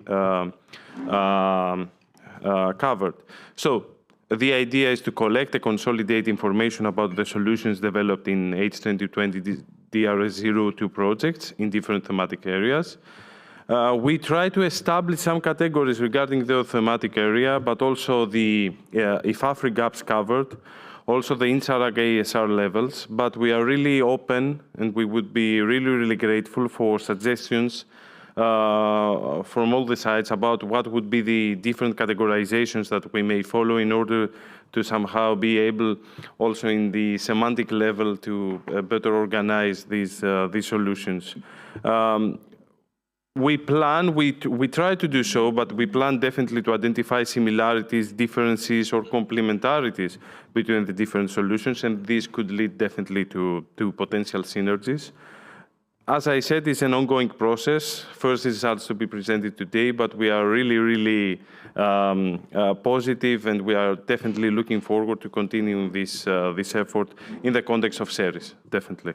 I'm not going to speak about the IFAFRI capability gaps in all the detail. They are really well identified, really well described by the International Forum to Advance First Responders Innovation, which is focusing on enhancing and expanding the development of affordable technology and innovative solutions to improve first responder safety, efficiency, and effectiveness. There are 10 areas in which new or improved technologies are needed according to IFAFRI. So we try to categorize our solutions according to them and try to make some interesting statistics. And also the INSARAG ASR levels. INSARAG is the International Search and Rescue Advisory Group, a network of disaster-prone and disaster-responding countries and organizations dedicated to urban search and rescue and operational field coordination, mainly establishing standards and classification for USAR teams and methodology for international response and coordination in the aftermath of earthquakes and collapsed structure disasters. This may not include all the disasters, but definitely having collapsed structures is many times the case in several disasters. There are 5 levels, including the wide area assessment, worksite triage assessment, rapid search and rescue, full search and rescue, and total coverage search and recovery. There are really detailed reports about them by INSARAG explaining the different levels that could be appended to this report in order to support the readers of this report. And we used initially a template for collecting the information for the different projects. This includes some indicative photos, the thematic areas that include robotics and unmanned vehicles, sensors, wearables, and mobile devices, mission-critical systems, including C2 and communications, as well as augmented and virtual reality. And the template also included a brief description, what is the main functionality, what are the main capabilities, what are the use cases, and the organization that develops the solutions. Some examples of what are the reports that we have collected. There are several of them, and we're expecting to receive even more of them. And I will start with the first category regarding robotics and unmanned vehicles. Starting with our little Smurf in the context of the Kelso project, which is developed. I'm facing some problems with the monitor here. It's actually flashes all the time, so I have to switch to the big monitor. So I don't know if it is easy to fix the problem. As I said, I'm starting with the Smurf, developed in the context of the Kelso project. We discussed in the previous session about the collaboration with Tohoku. Also, SINTEF participates for mechatronics, human-machine interface, cameras, audio system integration. ICCS focuses on the communication solution and the localization system. SEA and Uniman for the chemical sensing platform that is integrated. It is a small mobile robot prototype with several sensors being installed, used in search and rescue operations for finding trapped victims under the debris. 2 IFAFRI gaps are covered. I'm not going to discuss this in detail. We don't have the time for this. But we, as I said, we collected some interesting statistics for all the solutions. Now, in the Intrepid project, Robotics is developing what it is called Intrepid UGV, a wheel-legged robot with articulated arm and advanced autonomous navigation capabilities. It is dedicated to the exploration of dangerous and cluttered areas with several sensors, including LiDAR and cameras. In the context of faster, autonomous vehicles, again developed by Robotics, equipped with sensors, again, that can perform autonomous navigation and 3D mapping operations used in search and rescue operations to explore unknown areas, provide a 3D map of the environment, even transport equipment or find people or animals, covering a lot of IFAFRI gaps identified. Now, somehow related, since it is capable to transport equipment and to support the operations, the drone hopper copter NT3, developed by Drone Hopper Company, which is actually a light unmanned helicopter with custom ground control station system. It could also act as a UAV relay and also to support the delivery of medical supplies. And it supports manual as well as autonomous navigation capabilities, 10 kilos and 3 kilos of payload, a significant autonomy of 150 minutes and 5 kilometers mission range. And also the CERIS from the Search and Rescue project developed by DFKI, which is a robust outdoor robot system with mounted sensors as shown in the picture. This includes chemical LiDAR and cameras and also uses obstacle avoidance algorithms. It is used primarily for research tasks of autonomous self-evaluation and the detection of unspecified failures and disturbances, and can be used actually to scan hazardous areas prior to sending in the disaster area dogs or humans in order to reduce their risk and endangering their lives. Several IFAFRI gaps, definitely, as you can see, are covered.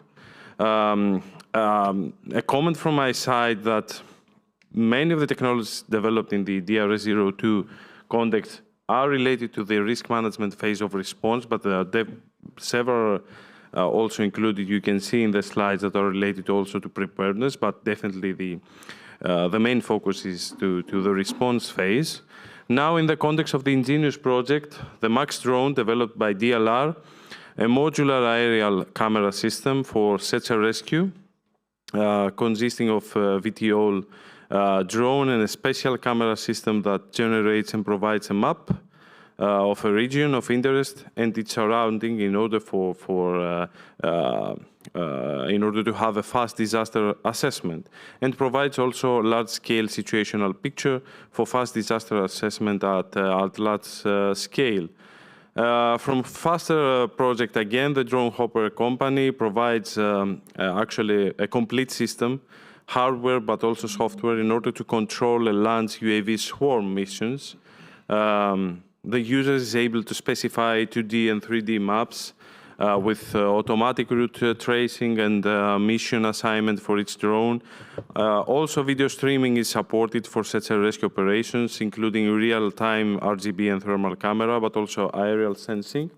Several IFAFRI gaps covered, for example, obtaining critical information remotely about the extent or to detect and monitor and analyze passive and active threats and hazards at scenes in real time. And from the Team-Aware project, a somehow different idea here, EU Center Foundation, together with the Computer Vision and Multimedia Laboratory of the University of Pavia, Italy, they're developing an integrated system of one or more UAVs with mainly optical payload, but the main focus here is to improve the situational awareness when it comes to any detected damages in the infrastructure.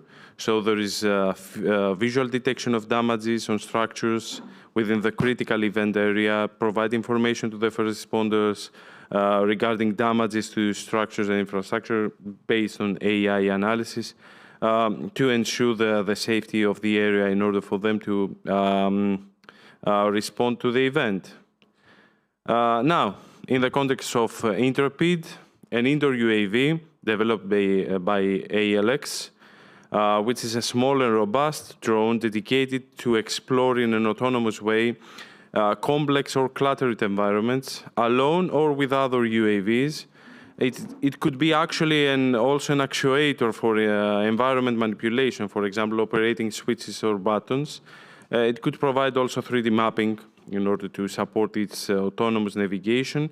And it has other significant capabilities related to plug-and-play, payload board, and the exploration and scan of mapping of buildings. Several IFAFRI gaps, again, being covered, as will be explained also in the statistics.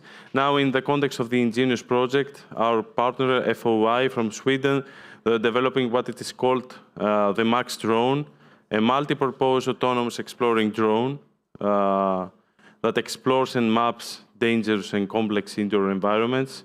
It acquires a multitude of different sensor data, visual images, thermal images, 3D data, temperature and gas detections, while in the same time building a 3D map in order to support its navigation.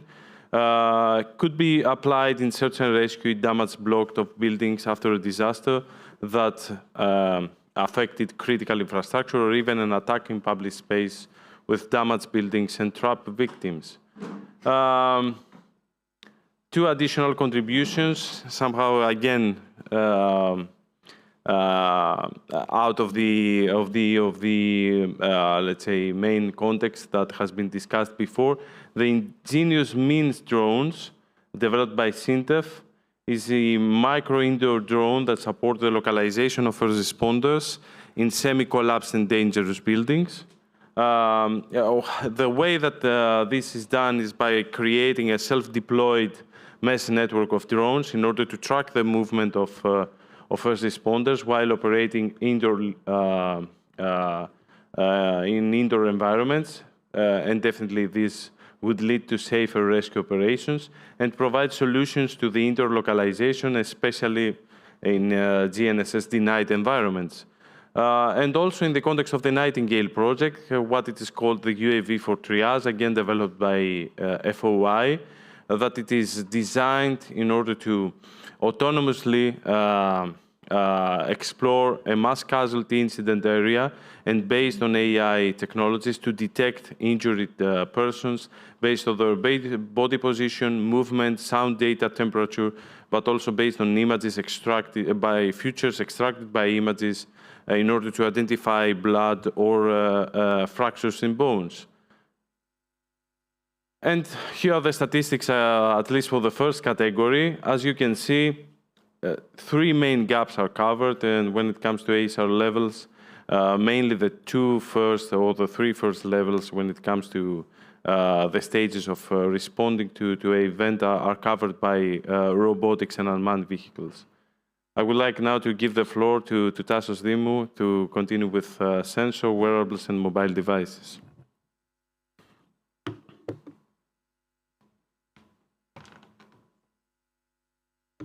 Okay, thank you. Well, we will proceed in the same fashion. I know that this is, quite a lot of information that you are taking, but you will have the presentations later, so you can also browse through the technologies, and you can ask questions to the partners. You can communicate with them. Next, we are talking about sensors, wearables, and mobile devices. Starting from Faster has developed a chatbot application that it is directed mostly to volunteers. So the idea of this bot is to have a mission management tool where you can give missions to the volunteers, and they can automatically provide back feedback to the command and control center. And this can be done from your phone without needing to install any new application, just through Telegram application. The gaps that are covered from this is to incorporate information from multiple non-traditional sources, interoperable communication with responders, and also it is about creating actionable intelligence on the spot. So the second tool is about Smart Textiles framework, which is actually a design that you can wear. It integrates several sensors that measuring biometrics, but it also can integrate some external sensors. And all this is collected through a mobile device, and then it is transferred to the command and control center. Again, FAFRI gaps that are covered here are to monitor and analyze threats for first responders, to rapidly identify hazards, also through the external sensors, and to monitor the physiological signs of the responders. So MORS is a tool that is used for haptic communication between first responders in environments that are more challenging, or there is too much noise, or there shouldn't be any noise, for example, in an earthquake scenario, where the first responder, through his smartwatch, he can do some gesture, and this gesture is automatically translated to a message that is sent to all the other first responders and the command and control center. And also, FASTER has an animal wearable that is for K9 units, and it helps geolocating the animals, detect barking, and also try to use those for activity recognition. The building situation tool from FASTER. This is actually in the border of situational awareness and sensors, because it is a tool that collects information from all the sensors that are inside the building, and this can be connected to a C2 to help first responders. Then we have the K9 vest that it is developed by ICCS through the Ingenious project. That also aims to increase the operational capacity of the K9 unit, and it provides GPS, a dual video stream, and bidirectional audio. So again, for Ingenious, you have already seen the smart helmet that is being developed by Kiro, and it aims to provide capabilities like optical and infrared cameras, a headset audio, localization, wireless communication. So all this is implemented in a single device that can also work autonomously without a mobile device, as we mentioned before. Ingenious also provides the Smart Uniform Processing Pack that is developed by Techniker, and it is a lightweight and tracked device that can be attached to the uniform of a first responder, and this offers multi-purpose sensing, processing, communications, hardware. And it is suitable for a harsh environment. Moving forward, but again with Ingenious, we have the Smart Boots, which is a boot, a wearable tool that is connected with the rest of the Ingenious toolkit, and it is used for localization, having an in-sole sensors, and the boot edge software that is hosted by the uniform. Next tool, again by Ingenious, is the quantum cascade laser that is used for detecting gases, and it is developed by Alps Lasers.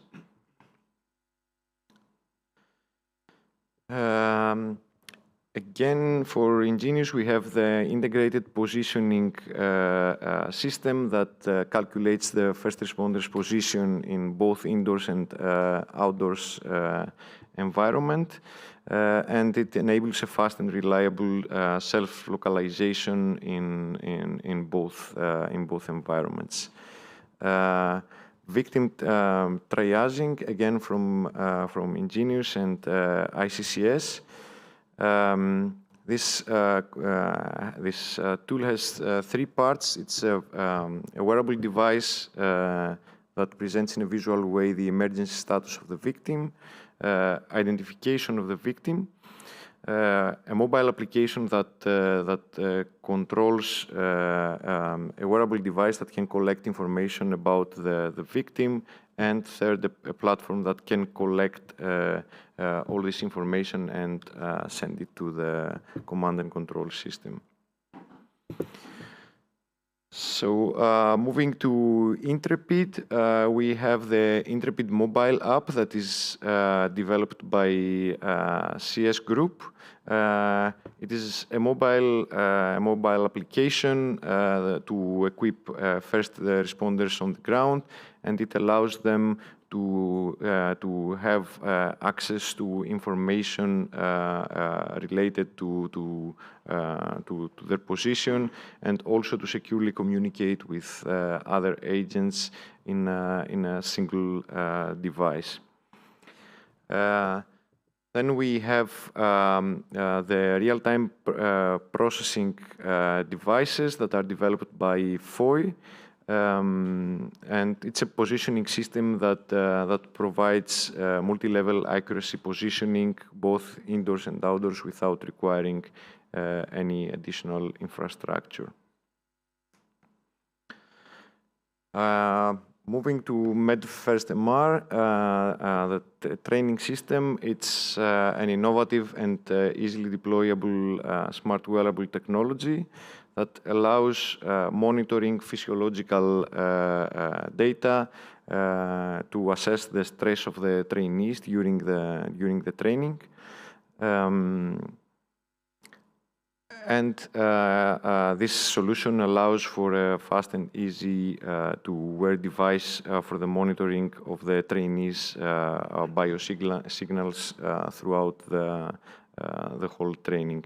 Data that are collected are heart rate and heart rate variability, oxygen saturation, respiration rate, movement log, and the ID of the wearable.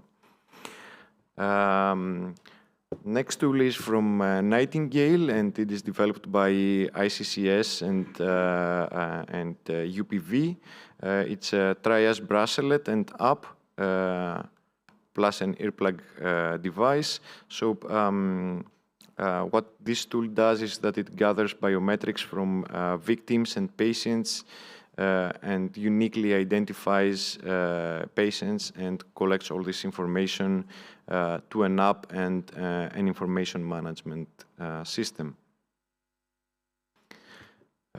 Moving to Respond A, we have environmental sensors that can be integrated by in first responders jacket, so a wearable solution that can measure toxic gases and radiation, and it monitors constantly the conditions of the operation so that it can alert first responders in case of risk. And the sensors are developed by Hellenic Instruments. Next tool is from Nightingale, and it is developed by LDO, and it is a standoff high-resolution RGB and thermal cameras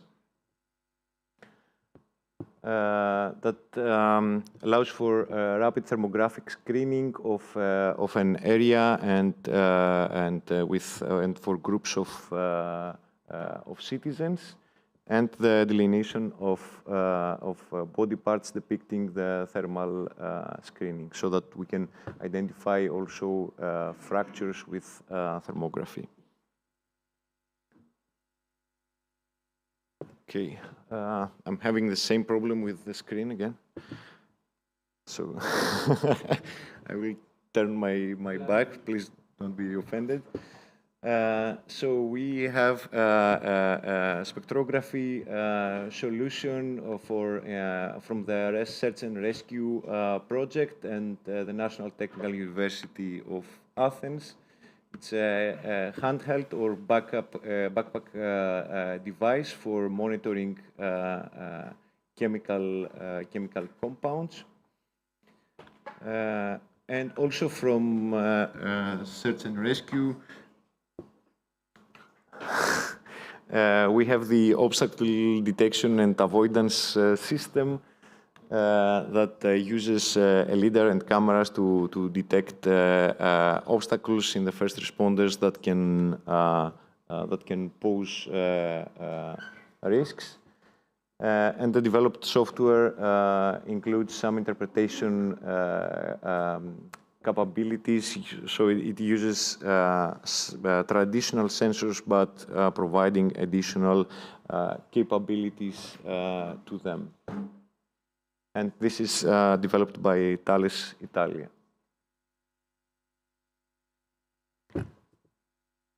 Okay, we are closing 2:15. So we have smartwatch applications that from Search and Rescue project. These are used to collect biometrics from the first responder, which include heart rate monitoring, timestamp, average speed, and other data available from the smartwatch. And also we have a GPS tracker technology that captures the location of a device or the first responder and sends it to the operations center. These tools are developed by Connectable Technologies and the University of Cagliari, respectively. So back to the Search and Rescue project, we have a 6-gas hazard monitor. By hand.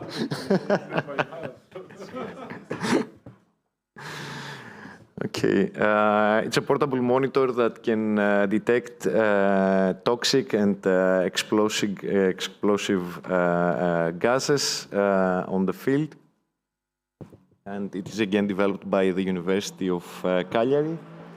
And we also have here from the TeamAware project and the company Dune, a wearable device that is used for continuous outdoor or indoor localization system.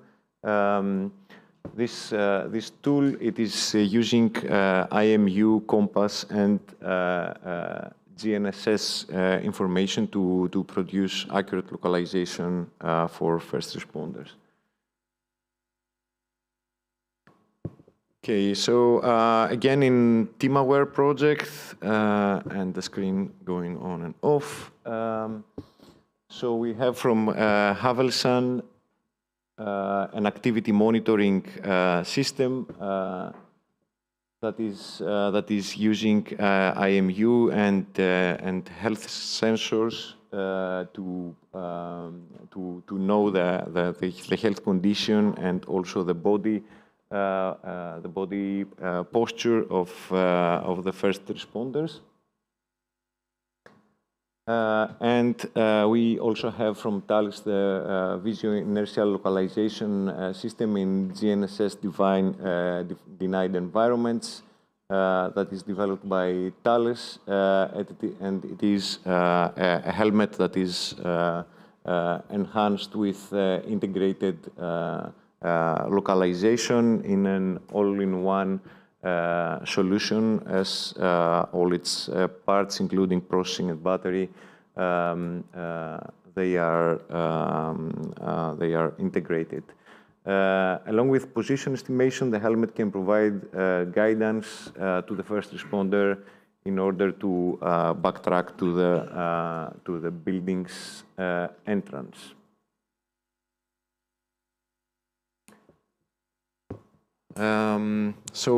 Next tool from TeamAware project is a community involvement and city integration system that it is integrating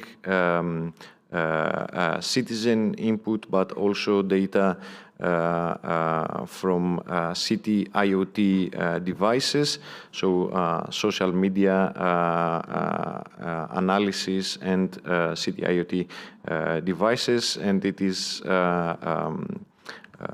sending all this information in C2 systems, and it is developed by Innova Integra. And we have also the acoustic detection systems that it is developed by Microflone, Avisa, and CERIS, which is an acoustic sensor node that it is using acoustic particle velocity sensors, and it enables it to describe a sound field also for very high noise levels, enabling algorithms to be developed for reverberant conditions.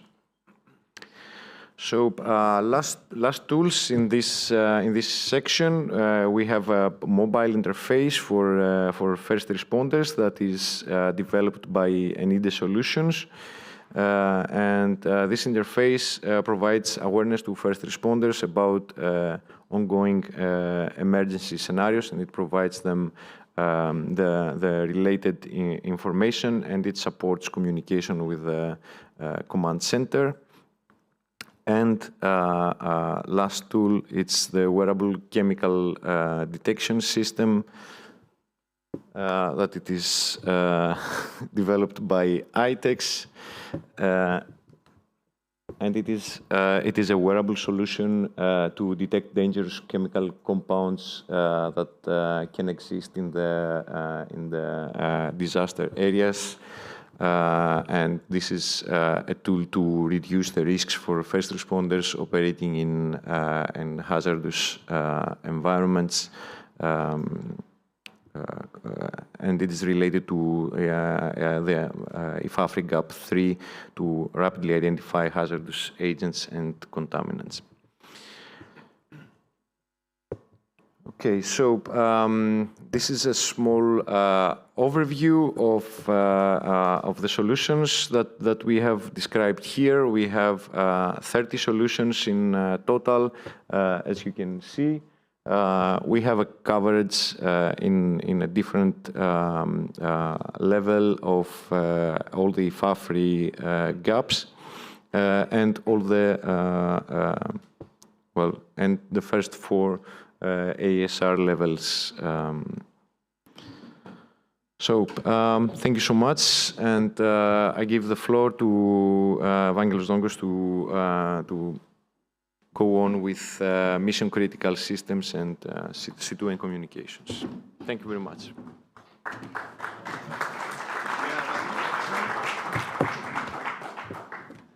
Thank you, Tassos. I am Evangelos Dongos from Astrial. We develop C2 systems, so naturally I will be presenting this session, continuing the marathon of presentation technical solutions.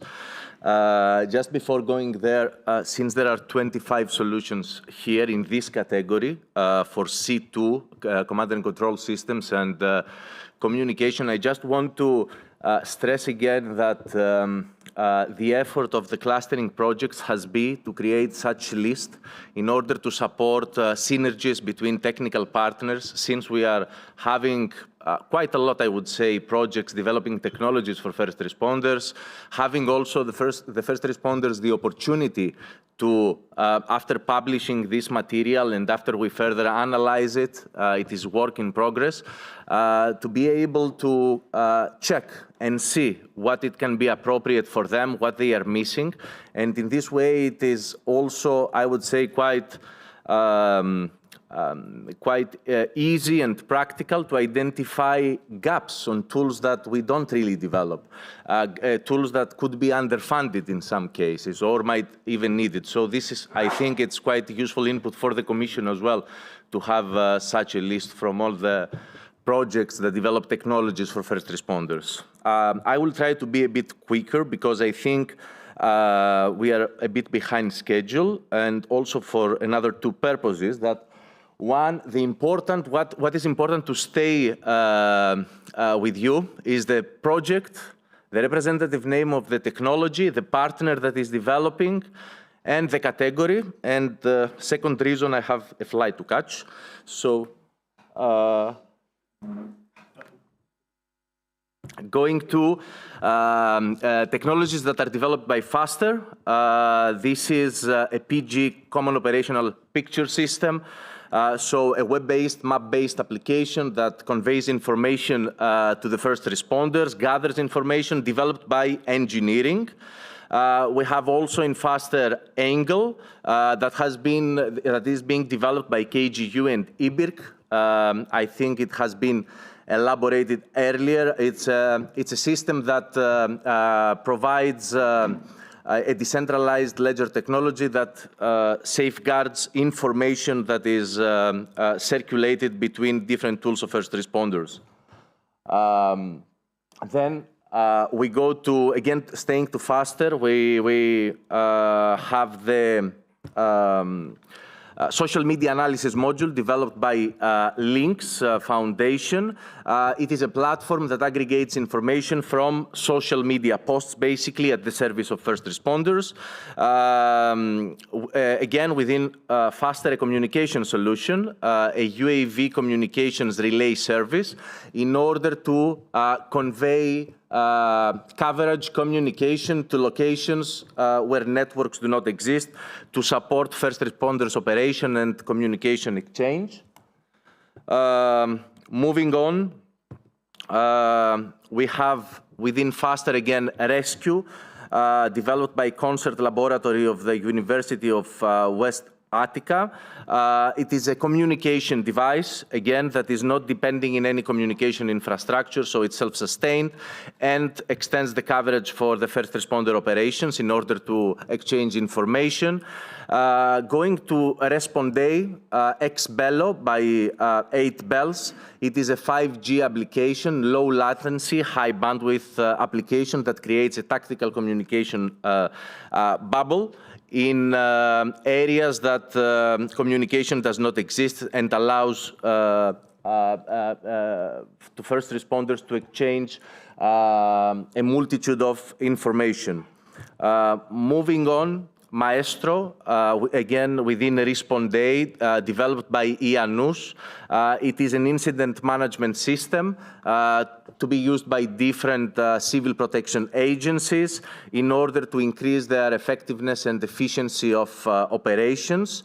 Another communication solution within Respond-A, developed by NCSRD on the RAN part and Athonet on the core, a 5G base station practically that is being deployed in the field. Within Respond-A, here it is a backend service, basically a data format fusion service that allows, it provides a mechanism for basically extracting intelligence from a large amount of information and from data developed by 8Bells. Moving on, Ingenious project. Two services, a fusion engine and an expert reasoning service developed by Exus and CERT respectively in the same domain on comprehending, analyzing data from multiple sources, enhancing intelligence and providing alerts, alerting based on combination of data coming from multiple sources. We continue with the Common Operational Picture C3 tool by Satways within Ingenious project, which is an incident management system sharing the common operational picture between the different agencies. CERT within Ingenious is also developing a social media application that is handling information coming from Twitter or other social media accounts in order to give additional information to the first responders about what is going on in a disaster scene, basically. Within Team Aware project from Havelsan, there is a chemical dispersion model tool. So basically this is a simulation and modeling tool that allows the first responder to understand better the dynamics of chemical leakages and what are the dangerous areas. CISIS, Community Involvement and City Integration System by Innova Integra within TeamAware again. It integrates input from citizens via an app and is analyzing, again, data from social media. TeamAware, the mobile interface for the first responders by Enide Solutions. It provides first responders. Sorry. Yeah. Thanks, Leferi. So the mobile interface for first responders by Enide Solution within TeamAware. It allows first responders to communicate to each other with a mobile application, exchanging information, increasing their awareness about ongoing disaster scenarios. Going then to Nightingale, a service on damage control and AI-based diagnosis and prognosis developed by TRI, which is a service that allows, based on biometrics and physiological data, to identify what is the status of a victim, the medical status of the victim, and what can be the prognosis of its condition.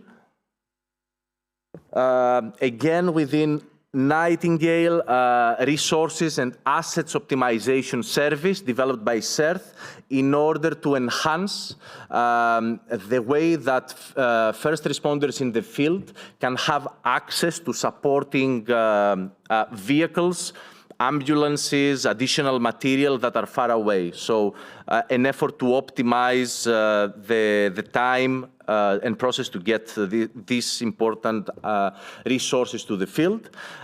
Within Nightingale, a command and control and coordination and incident management system sharing the common operational picture in a multi-agency setup, call taking, dispatching, map-based visualization of information developed by Astrial.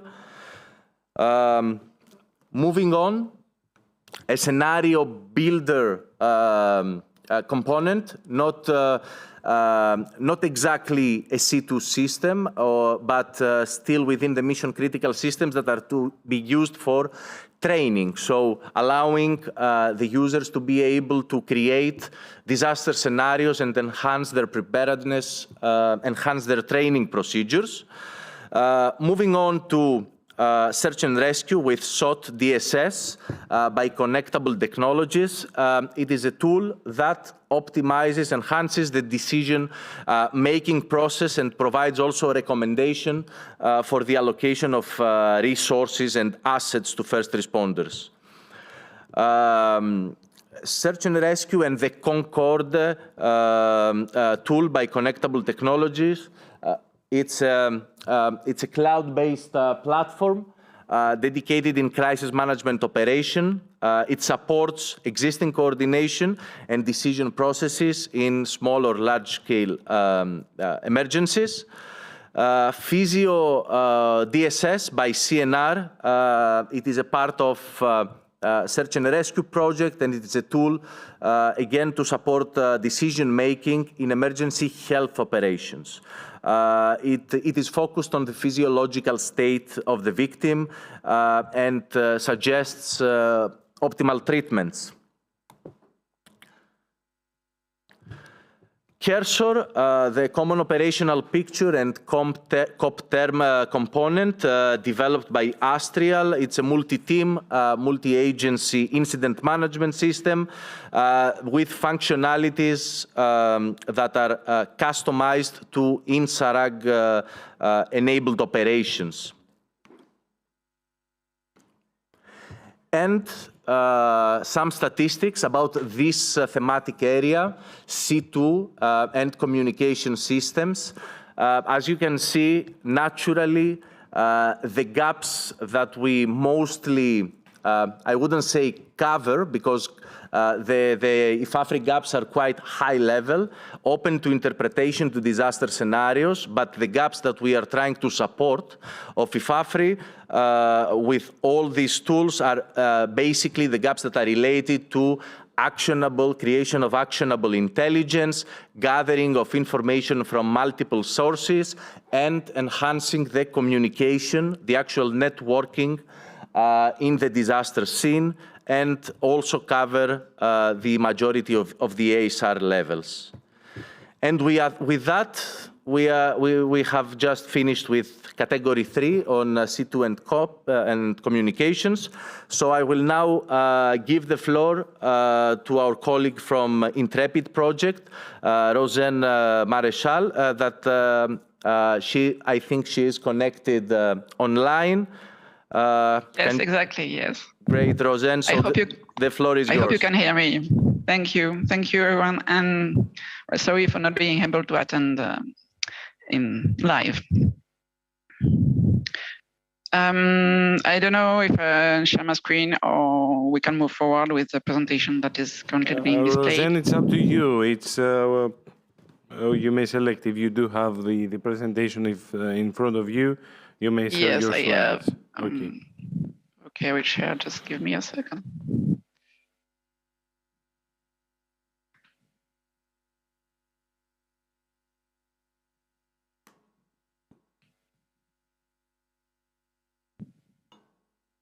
I was wondering if it could be an idea from our side to share the slides since they're integrated.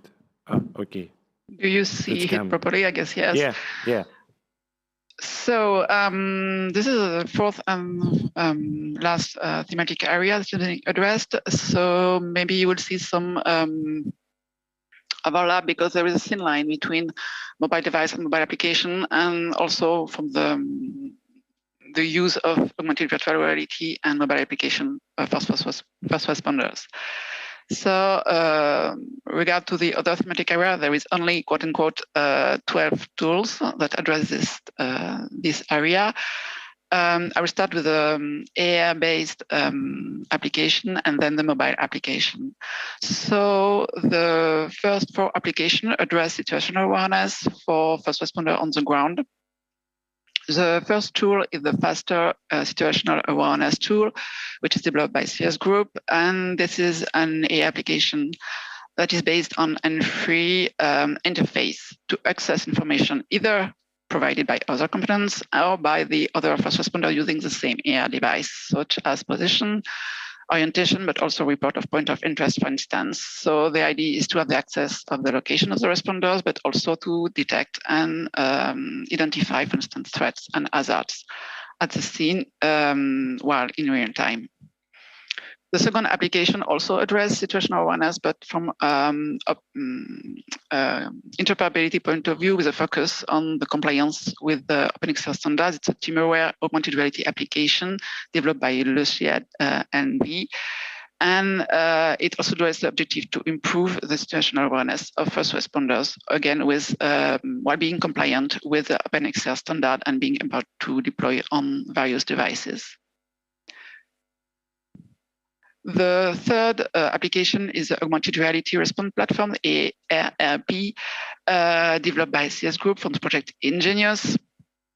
This platform is focused on offering support to practitioners, especially when they need full attention focus by filtering information and providing targeted assistance to the user and superimposing data to the real world to provide assistance, remote assistance to the AI user.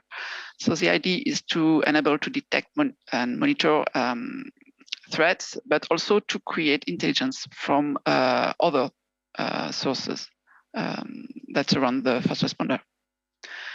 And the fourth application dedicated to situational awareness for first responders is the AI mobile functions from Project Nightingale, developed by ICCS and Astrial, which provide an additional layer of information for the first responders when in operation.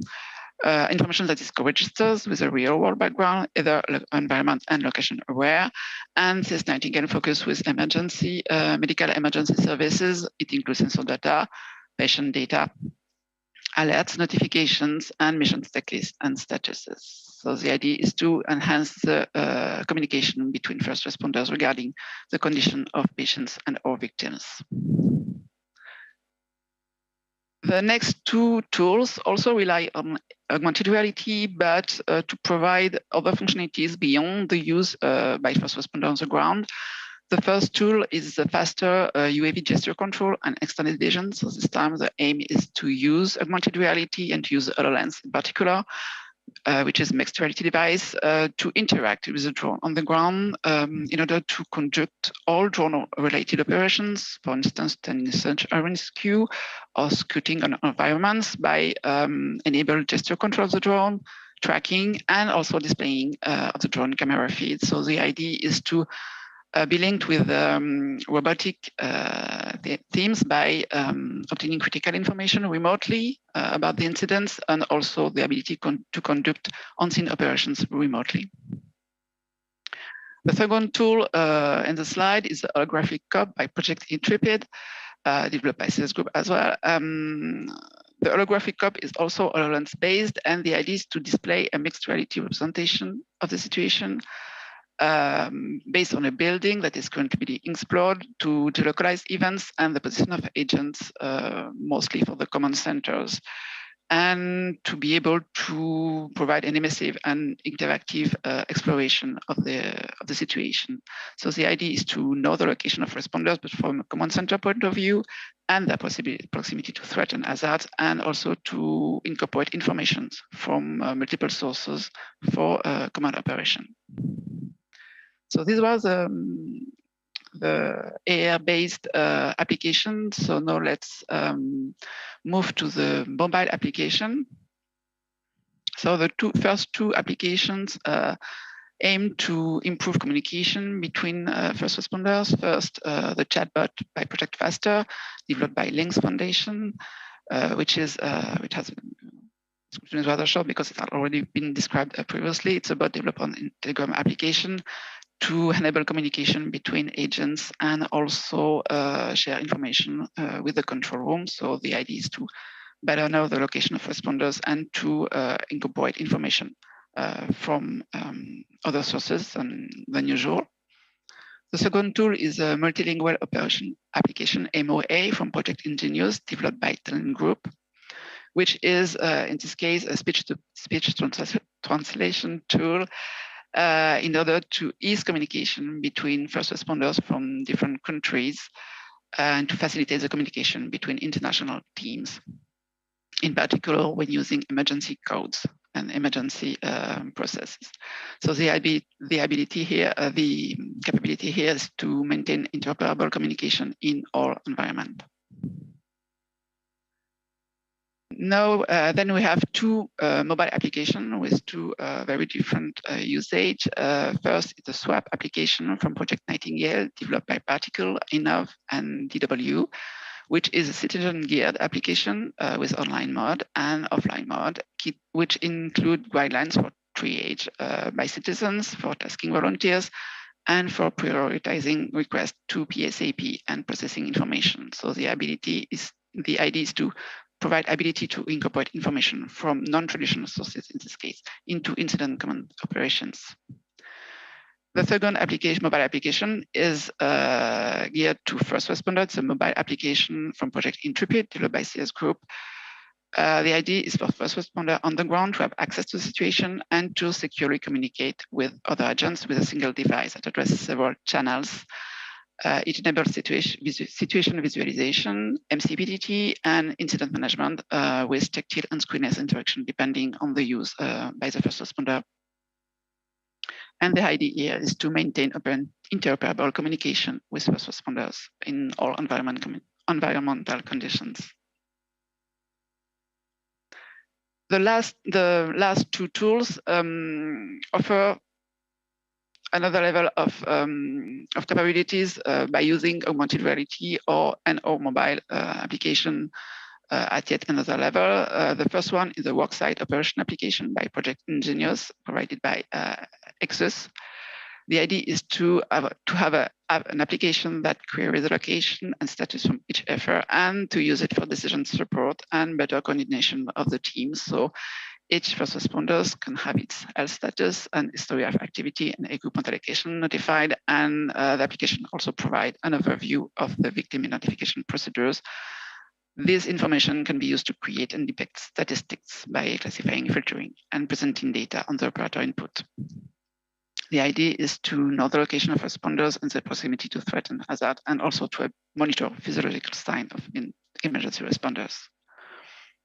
The second tool and last tool of this presentation is a training system by Project MediFirst AIM Air, developed by Refence, DDD, Plux, and IDENIA. The idea is to use mixed reality this time in training by enhancing realism when simulating patients, mannequins, and also simulating medical equipment into the mixed reality experience. So it enables scenario training and also medical training in the same mixed reality scenario for being more realistic.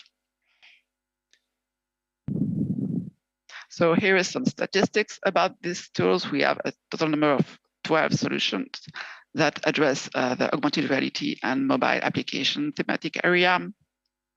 Quite logically, they mostly address GAPE 1, which is the location of first responders, GAPE 2, which is the detection of hazards and threats in real time, GAPE 4, which is the integration of information from non-traditional sources, and GAPE 5, which is the communication between first responders.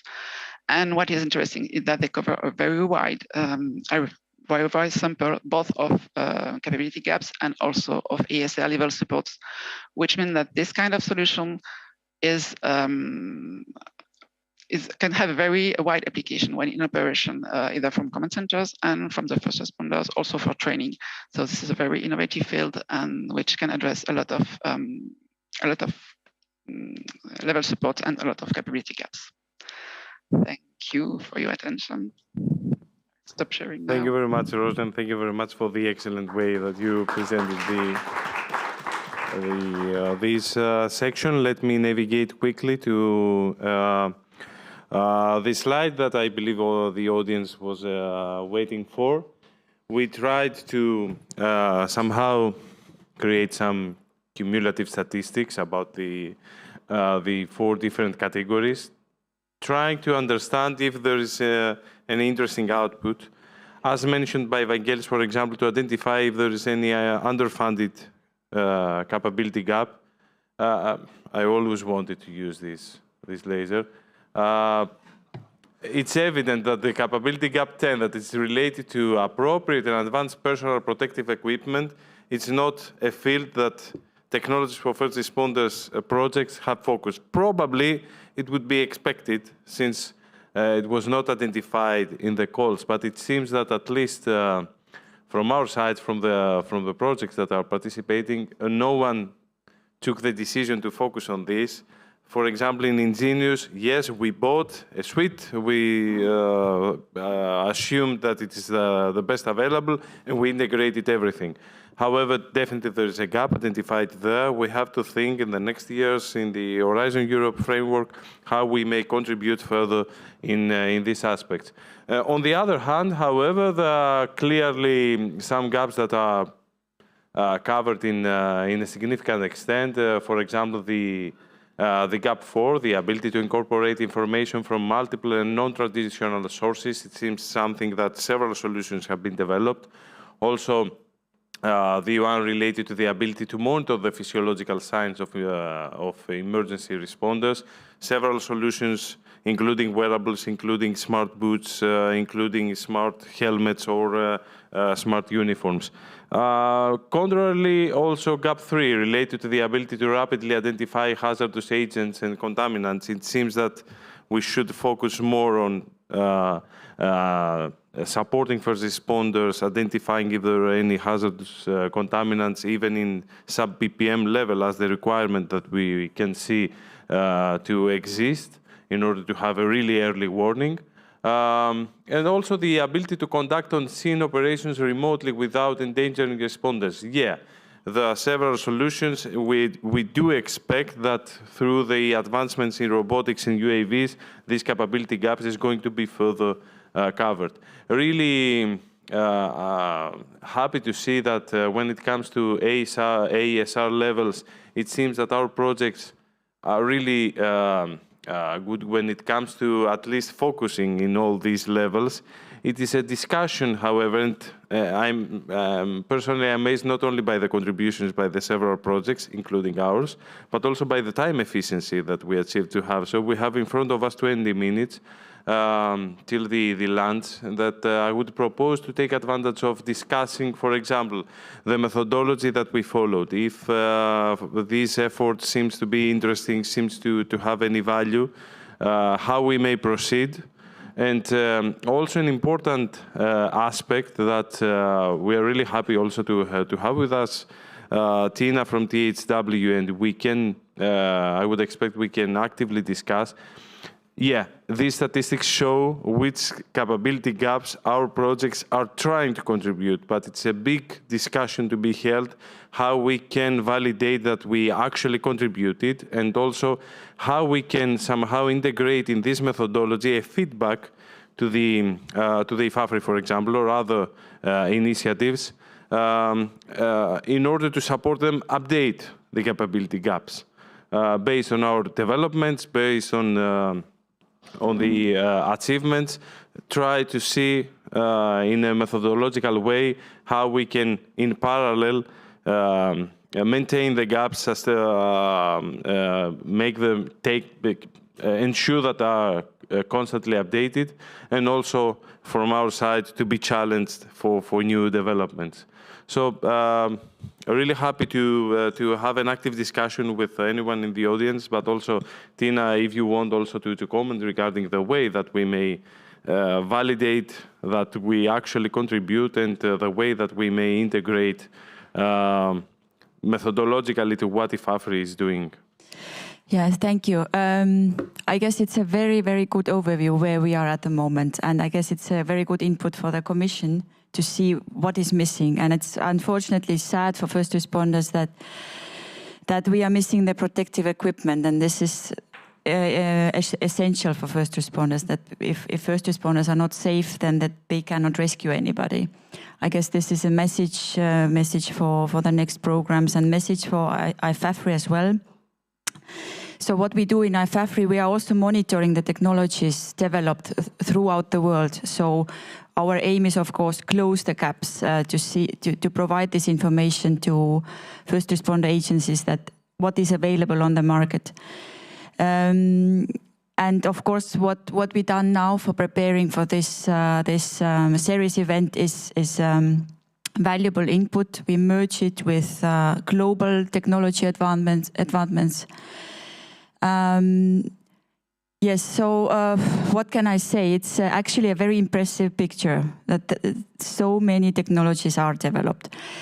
Maybe one comment, it might be for first responders very complex. That it's a lot of situational awareness technologies, a lot of artificial intelligence, and this is not our daily field where we are moving. Or like the question here before, can first responders use these technologies without 2 years exhaustive training?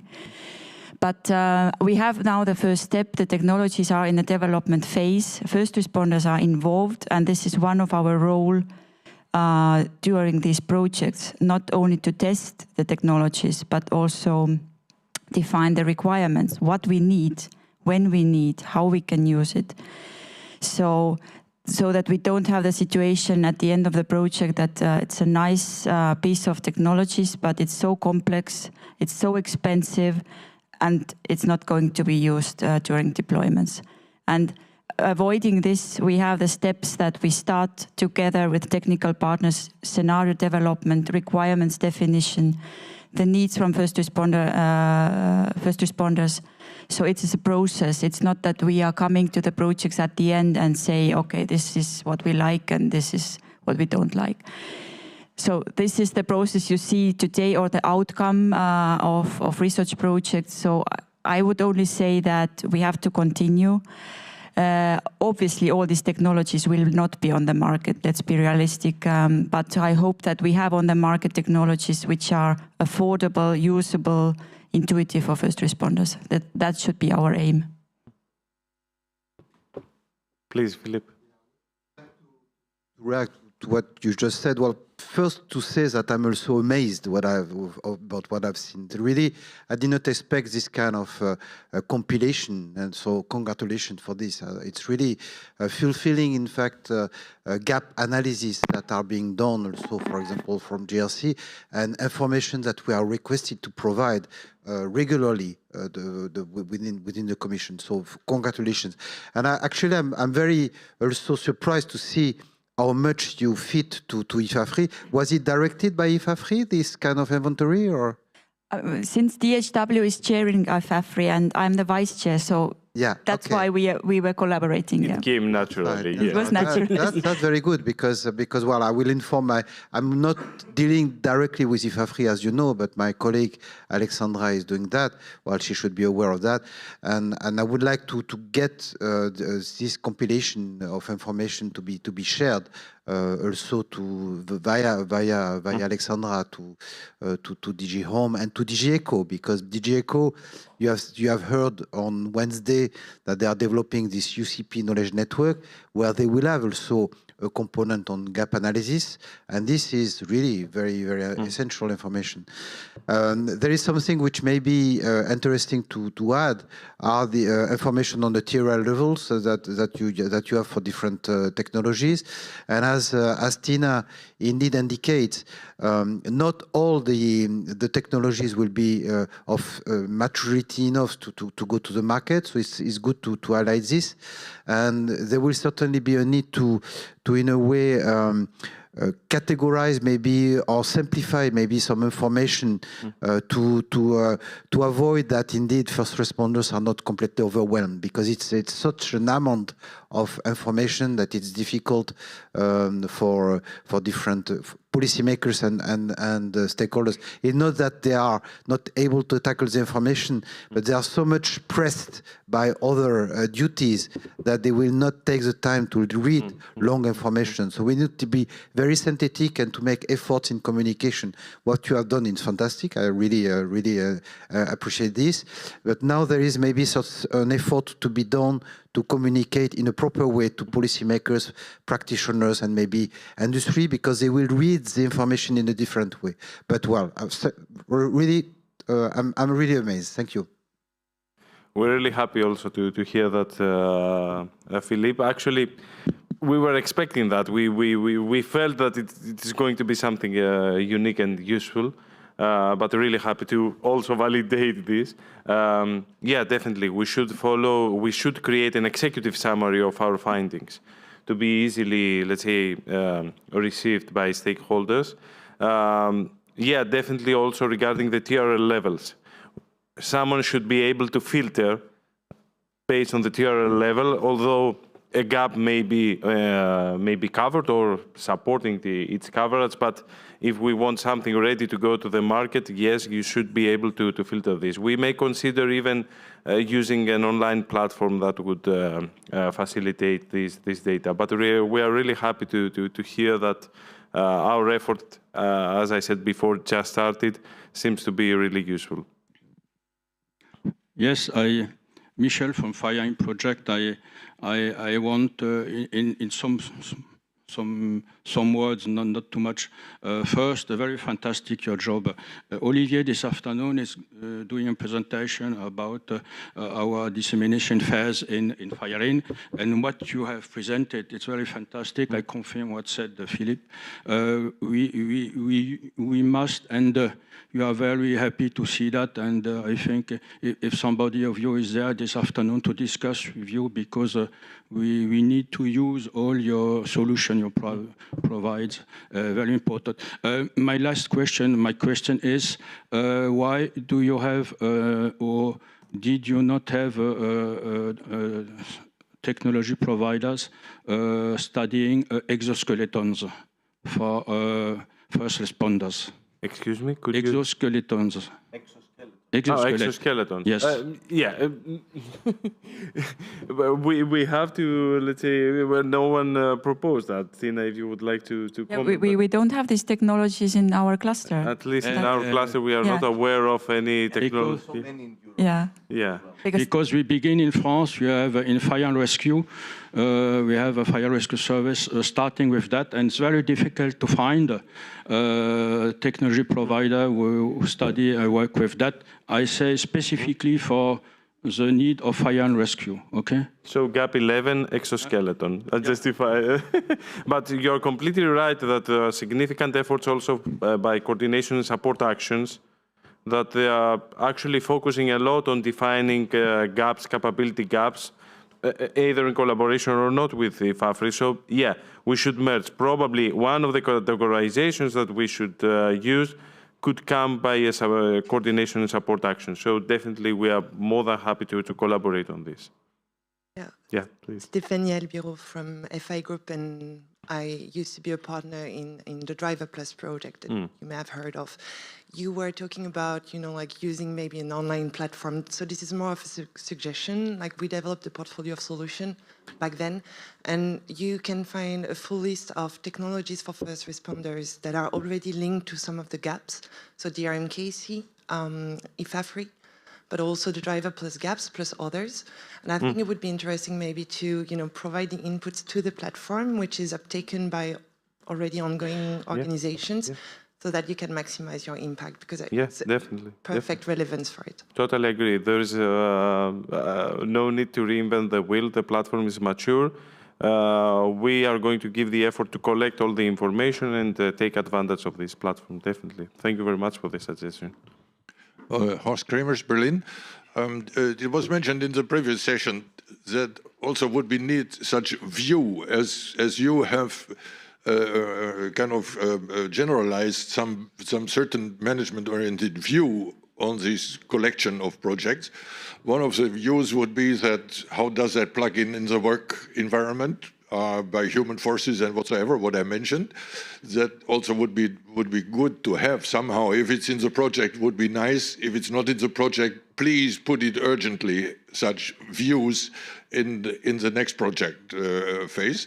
The other thing, especially from the augmented reality part of the whole thing, it comes to my mind that it would be necessary also to have a view in terms of information interoperability systems already working, because there are so many plugins. You say I'm a specialist also in geoinformation, environmental information, or so. There are so many plugins in standards information infrastructure available in 2D, 3D, time-dependent information infrastructure for sensor data, for whatsoever. These kind of implicit use, not everyone has to be specialist in that, but to give the view of the potential that is using existing information infrastructures, because these projects do it. And I tell it, the thing is, then also we somehow would much broader appreciate the need in other fields of disaster risk reduction to go for exactly the same type of detailed information infrastructure. Those who work in it, they know there is a lot of work in that. But it's needed to do semantically clean and process-oriented work. And this would be more visible if you kind of generalize such views from these projects. Okay. Hi, this is Haris Georgiou. I'm with HRTA. I'm the lead and scientific advisor. I don't want to steal time from all the others to discuss questions. I just want, first of all, to thank everyone in the panel. We are partners in all 4 projects as end users, so we closely collaborate with all of them. The second thing I want to mention is, as you see in the bars in the second plot, level 2 ASR from INSARAG means rapid search and rescue. So I want to just to make a context of what you saw. You saw 50-something technologies. Maybe it is a bit confusing for you. I assure you we have tested at least half of them in the field. We have been in part in all lab tests and field tests and pilots and everything, at least with half of them. So I can tell that they are useful and they are very to the point for our work. And third, for example, in ASR2, we search for people very fast, within 1 or 2 hours after the event. For example, after an earthquake in a collapsed building. So there are 3 things to consider between having the notion of, okay, saving lives, and the other notion of making very good technologies. So the middle part in these things are safety, efficiency, and robustness. These are the 3 things that connect the technologies with the needs in the field. So safety for the first responders. Obviously, we didn't have exoskeletons, hopefully in the next projects, maybe. But everything that has to do with the safety of the first responder is extremely important for us. Second, efficiency. Any tool that can do something to save time, to narrow down a search space, to focus a team on a specific part of the building, to coordinate the teams together. All these things are important, and they actually lead into saving lives. And robustness is about having these tools reliable enough for us to use in the field. If you have, for example, yesterday we heard a few things about standardization. This is actually important because we develop tools that are compatible and resilient in the field for us. This is also an issue for saving lives. Not directly, I mean, no tool can save a life for a victim on its own. But when you combine all the things together, they produce the result that we need. And lastly, let me make a note about this. When we were deployed in a large fire in Attica, 3 years ago, Mati. We had to search house by house, actually room by room, in order to find missing persons in the days after the event. Some of the families, they posted a few handwritten notes in the door, saying that we are okay, you do not need to search here. This is a bit of information that we used in order to save us maybe an hour of search. Multiply this by 50 or by 100 using all these tools together, having a 100 times more situational awareness of the field, and you will understand why we are having all these 50-something technologies together. So this is not actually a question, but I wanted just to make a note and thank the panel.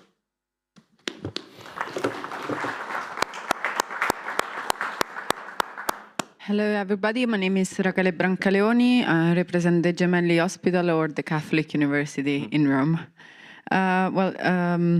First of all, I want to thank you because it's great to see the experience that from Eden and from Encircle that is somehow capitalized.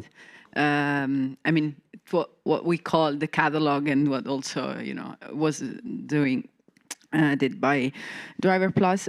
Just a few comments from my side. I think it would be nice to have the indication of the type of first responders or user that you are looking, that your tool is for. I wish to know if this is a dynamic repository, and if it is, if you are willing to include other initiatives or private companies which are developing tools that are relevant for to the inventory itself. Then I would add to the template, since I was involved in Eden and Encircle, keywords for looking better at the, because otherwise it's app and it's a lot of apps. If there is a need for training for using those tools, somehow context, because I saw, for example, you have one of the tools developed by CNR. Actually, I know the guys who are developing that are my neighbors, Alessandra and Simona. But if you go in Italy and you ask for CNR, it's the Italian National Center for Research. So, it's pretty big. To indicate if the weight of or the size, it may be good for, tools, physical tools, and the type of info or the unit of measurement used by the tool itself. This is really important when it comes to interoperability. We are sharing the same information with the same format. Yeah, interoperability standards support. Yeah. I'm going to steal your notes, definitely. Thank you very much. Yeah, thank you very much. I think we need, there is one further remark. I would like just to say that what I've heard about missing gaps, just keep in mind that InfaFree is earmarked in a call that will be published in June. And there are a certain number of gaps that are being required, but please justify the fact that in the proposal, those who will present the proposal, what I hear here, it's a kind of selection of missing gaps that should be reflected in proposals, because all of the others are justified by your inventory. So just a tip, which I may say now. I will not be able to say that in early July. I have a question. Can somebody open a window or two? It's very no air. Yeah, it's so Marie-Christine Bonamo from PSC, Public Safety Communication Europe. I think it's a very impressive inventory with well-structured information. And of course, it could be completed by some further information like the TRL level. I think it's also a multi-purpose instrument. That was what mentioned Philippe. So it could be interesting for researcher, for industry, for first responder, crisis management organization, policymakers. So, and also as a conclusion, I would like to say that we all know that the difficulty of the research project is when it comes to exploitation. So I think that could be also a good basis to organize some exploitation event in the frame of IFA3 or in some other fora. So in order to support all the technologies that have been developed and to bring them a bit further so they are accessible and ready. Because if first responders see that, you could have very high expectation that is already available. And in some cases, it's not already available. There is still some further work to be done. So I think that there will be efforts to be made also for the exploitation aspects. Excellent. Thank you very much, Marie-Christine. Very, very quick, Marina, because we are very, very late and we'll start earlier. I think no, it's just a comment connected with the last comment. I think that it was very valuable. All the things that you have presented. I think that is a pity that, for instance, the people from the EIC accelerator didn't know about this, because there are things that if they are TRL high, they can be benefit from that, and there are many entrants to commercialize, to help to commercialize this. So I suggest to contact these people, and also because they are also aware or responsible of the innovation rather, and there are really good innovations here that can go to the market relatively faster. Totally agree with you that in the process collecting this information, receiving feedback, definitely this is going to be a collaborative effort, should be expanded to other projects, to other colleagues. Yeah.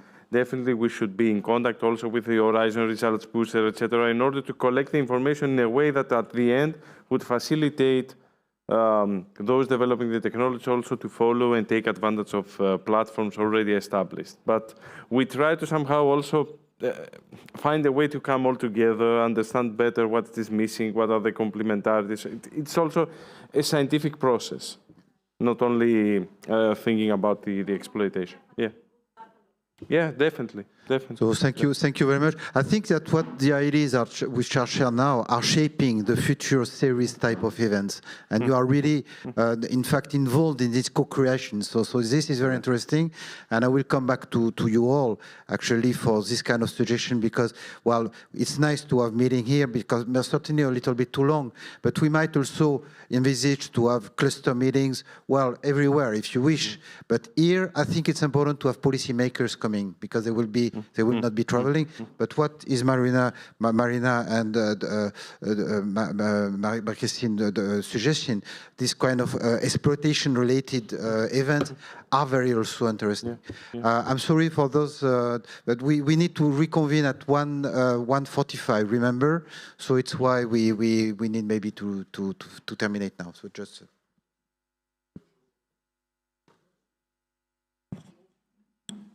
Come here, Tassos. Yeah, 5 seconds. FASTER is actually one of the first projects for this in this cluster that is finishing end of April. So on the 4th and on the 5th of April, we have our final pilot. It is in Madrid. I would invite anybody who is interested to have the opportunity to test FASTER tools, to have a hands-on experience, or to connect online and follow the event. Please send us an email, and we will be happy to have you all. That's all. Yeah, in fact, I've also messaged to the virtual people, not virtual people attending virtually. There is a chat request on recording issues and how it will be available. We will be ensuring that the presentations and, well, the 3 days will be stored. I need to discuss with John. It will be maybe on the CMIND platform, but it will be made available. Thank you very much.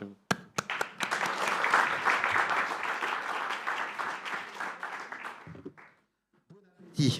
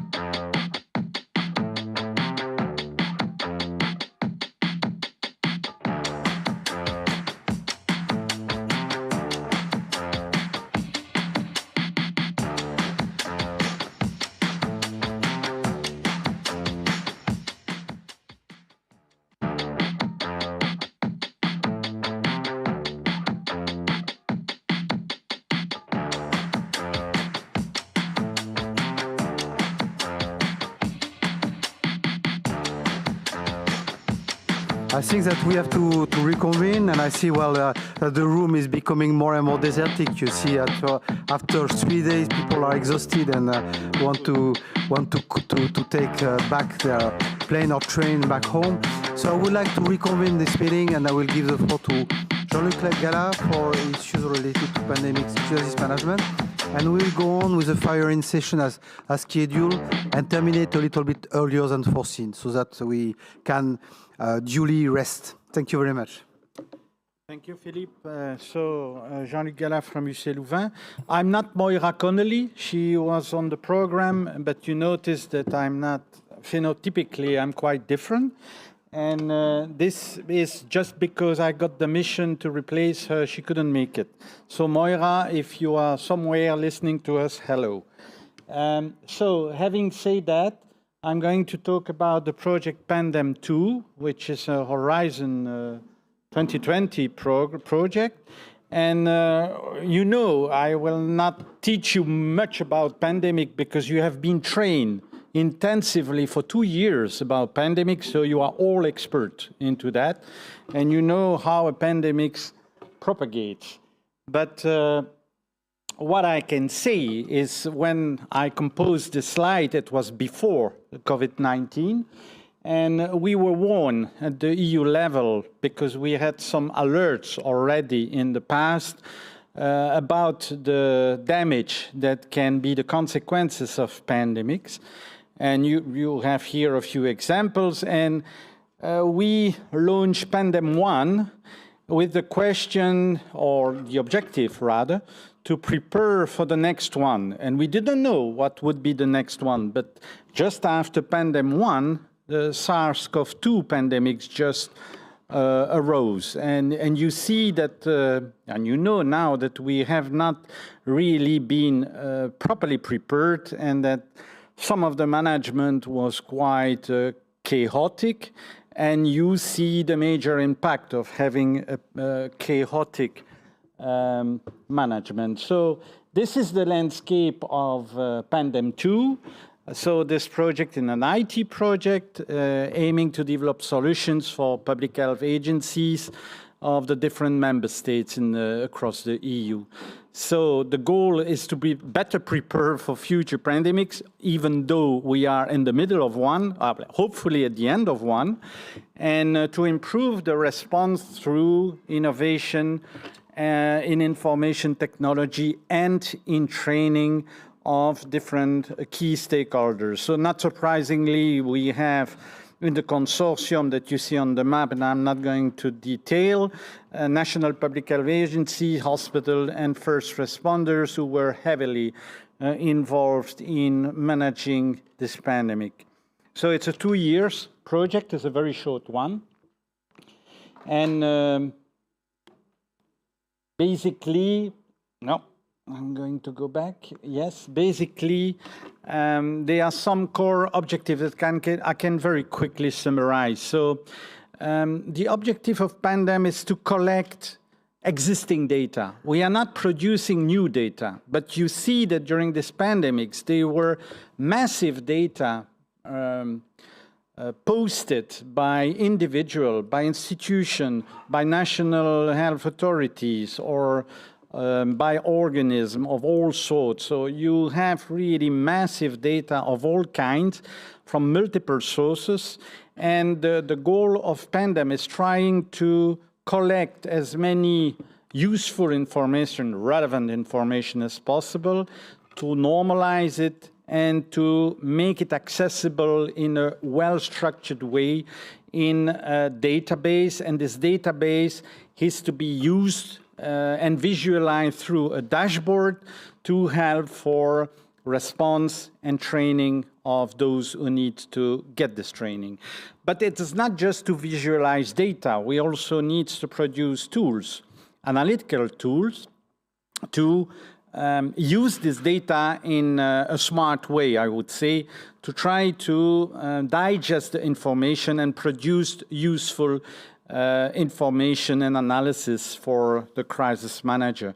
So we go a step further, that having this information from the heart of a pandemic, we should be able to develop modeling tools and especially have an eye on resources. As you all remember, we faced in the EU a shortage of resources at the beginning of the pandemics in reagents, masks, protective equipment. I mean, everything was too short.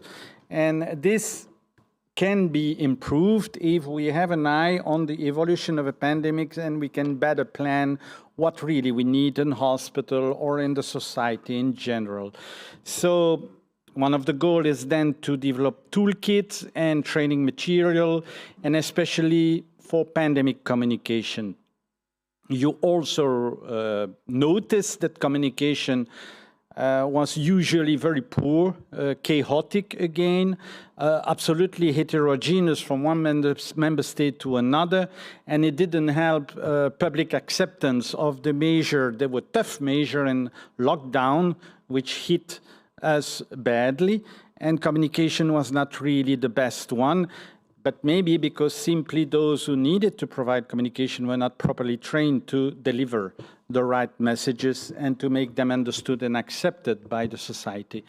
And then scenarios is always something that we like to develop because it helps us to formalize the procedures to be used in case of cross-border crisis, and to develop an operational strategy for a coordinated response. And the least we can say is that the response to the pandemic, the COVID pandemic, was not very well coordinated, at least in the initial phase of the pandemic across the different member states. Everyone went with his own policy, which is always a bad idea.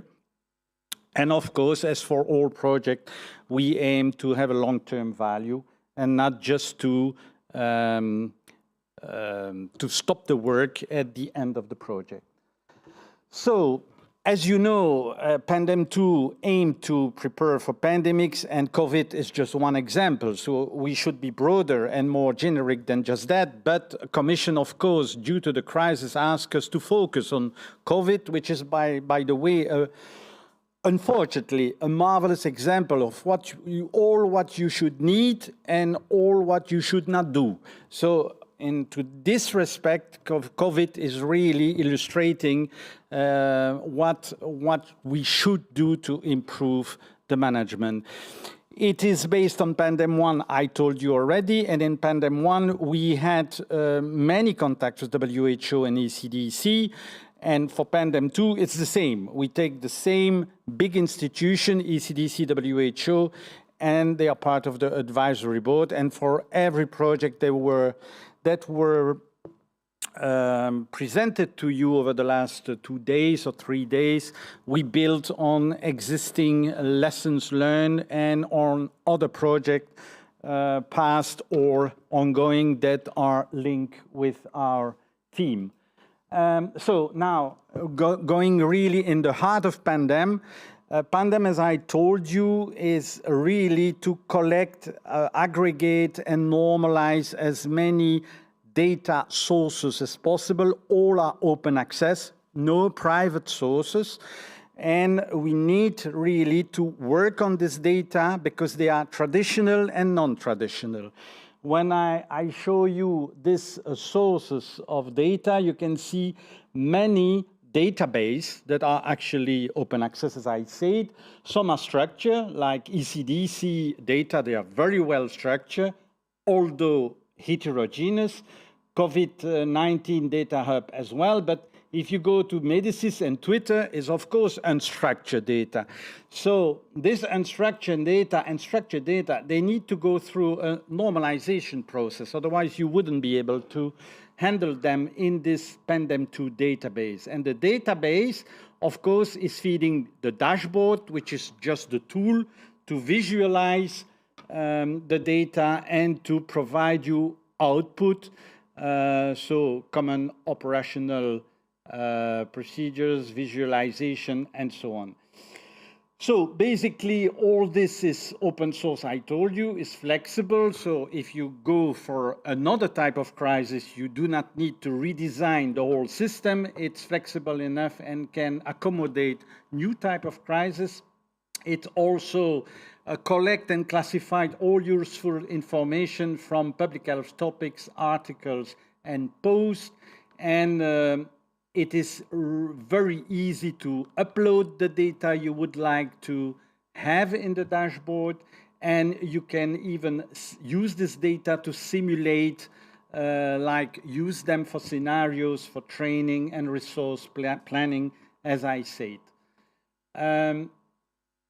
If we go on the exploitation now, visualization of what is in the database and what is provided by the dashboard, basically you have a lot of information, maps, charts, figures, table, whatever, and you have a lot of parameters that you can select. So in one word, you can address queries. It is not just visualize something, but you can play with the indicators to address queries and get the best relevant answer according to these queries. And basically in this database, you see really a lot of indicators that are relevant for the management of a pandemic, like, of course, the number of cases, the number of contacts, hospitalization dates, lab data, including NGS, for those who are not used to it, is this sequencing method that allows you to have the genetic signature of the COVID-19 virus and to see the evolution of variants. You know that variants have been something of concern. That's what we call them, variant of concern, VOC. And Omicron is just one of them, but we had many others in the past. So NGS is this technology that allows you to address the problems of the emergence of variants. So many indicators. And of course, as I said, we also have indicators on the resources that are used, that are really necessary. So it can allows you to perform a resource planning in terms of workforce, material. As I already mentioned, this was a critical issue, at least in the beginning of the pandemic, the surge capacity. And it allows you also to have good ideas of what is proposed in terms of non-pharmaceutical initiative or intervention, and you see some of them listed here, but vaccination is, of course, a very important one as well. So moving on, I will now focus a little bit more on what we did in UC Louvain, because this is a major gap that we try to fill. What is this gap? If you go to the ECDC database, you see already, I hope this, it doesn't work, doesn't matter. You see that you have in one of the database of the variants, the variants of concern that I was speaking about, you see the country, the weeks, TESI is just the collecting system used by ECDC, and you see the variants. But it's too short. What can you do with this information? Not much. It's what we call an epidemiologic information. What I would like to have as a medical doctor is to have the link between these variants and the age of the patient, the death rate of that is related to the variant. Is the vaccination that has been given effective or not against this variant? In other words, does someone who is vaccinated relapse from COVID with another variant? Yes or no? This is very crucial, but we don't have this information. It simply does not exist.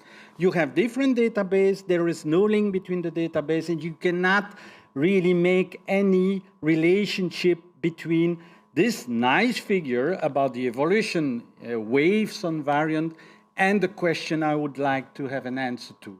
So the contextual metadata is just country and date, and NGS, the code of it, not even the sequence, but the code. It's not enough. So we need to do better and to link with other data. What I show you was the right part of the chart, it is aggregated data. So by weeks, you know how many people were infected in Germany. Okay, over 1 week. What I would like to come back is to the individual data that fed this aggregated data. I mean, the sample, the patient, you, me, when we were infected, if we were. And for this, we need to go back to the left. And to go back to the left, it's to go back to the sample before it was analyzed with this NGS methodology. And you see the flow here. I'm not going to detail, of course. It's all related to analysis, bioinformatic analysis. But we lose precious information going from the left individual level to the right aggregated level. By the way, there are really too few NGS data in public database. So it is a complex analysis. It costs. It is not for free. It means that we have not enough information about the sequence of the virus. And most of the time, we come up too late with the emergence of variants.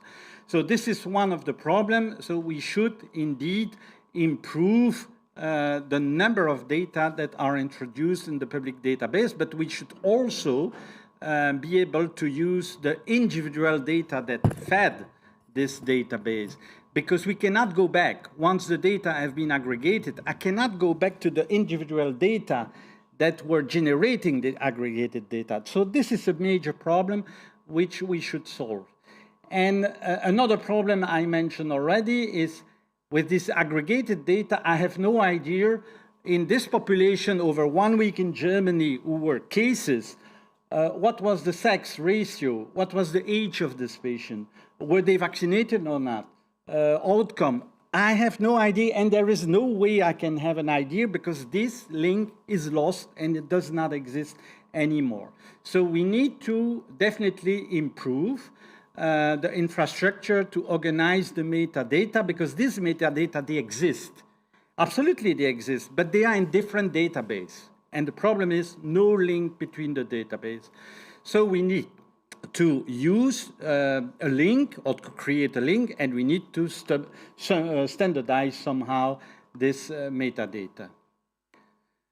Now, what we did is to create a simulator, because as it does not exist, but we would really benefit from this, we just create a tool to produce this link in a realistic way, starting from real data. So we took data, real existing database, and we linked them together using a training set and a data set, and the simulator just produced a link between, so you see that there is a new column linking the country, the week, the age group, and the variance. So this is simulation, of course. This table you will never find in a public database. It simply does not exist. But we did it in a way that is very realistic. So starting from aggregated data and using the simulator, we could even simulate what would be realistically the sequence, the full genetic sequence of the virus of these people which are or who are listed in the database. Again, it's a simulation, but it's very realistic. If we look at the distribution of the sequence in the database where these sequences are stored independently, we can find them, we can see that it reproduces actually, it mimics the reality. So in the dashboard, this simulation tool will be inserted, and that will help us to pave the way for integration of future data in this dashboard, but also to be used as simulator when you design training scenario and you want to train people, then you can play with the data and link them together. How we link them? Well, you have here two public databases from ECDC unrelated. You see here the variance data, so selected country, unit of time scale, meaning week by week, you see the evolution of the different variants.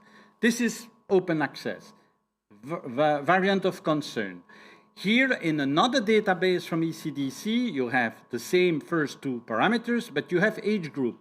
What I want to have is a link between both, and so the simulator create the link. So now you have 4 bound variables, okay, with everything put in it.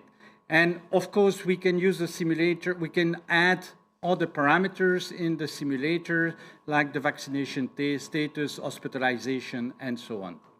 So now to conclude about this, Pandem allowed also to plan, as I say, predictive modeling. You see that it's rather complicated. It's a matter for engineers, not for me. But using this programmation, we can indeed have some kind of predictive modeling and planning system as explained already. We also address biosafety issue. I just show you one example of biosafety issues that is addressed. There are many others. That's how you transport patient. And so this is a big survey across the EU about how people use safe transportation, what are the gaps and what should be improved, and this questionnaire is open access.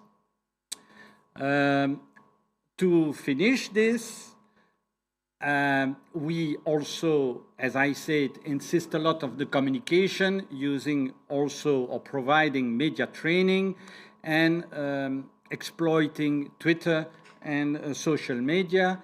And to conclude with the last slide, there are scenarios that are based on real viruses, tabletop and functional exercise that are developed and where this dashboard and the Pandem tools will be used. And if you want to know a little bit more about it, they are short videos, they are open access as well, that show you exactly how it works. Thank you very much for your attention.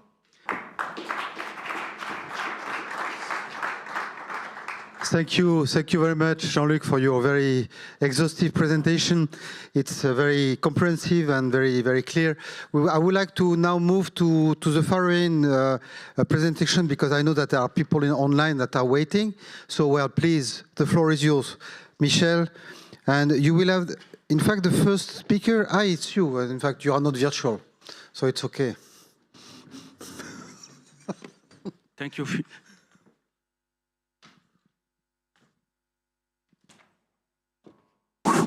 You hear me? Yes.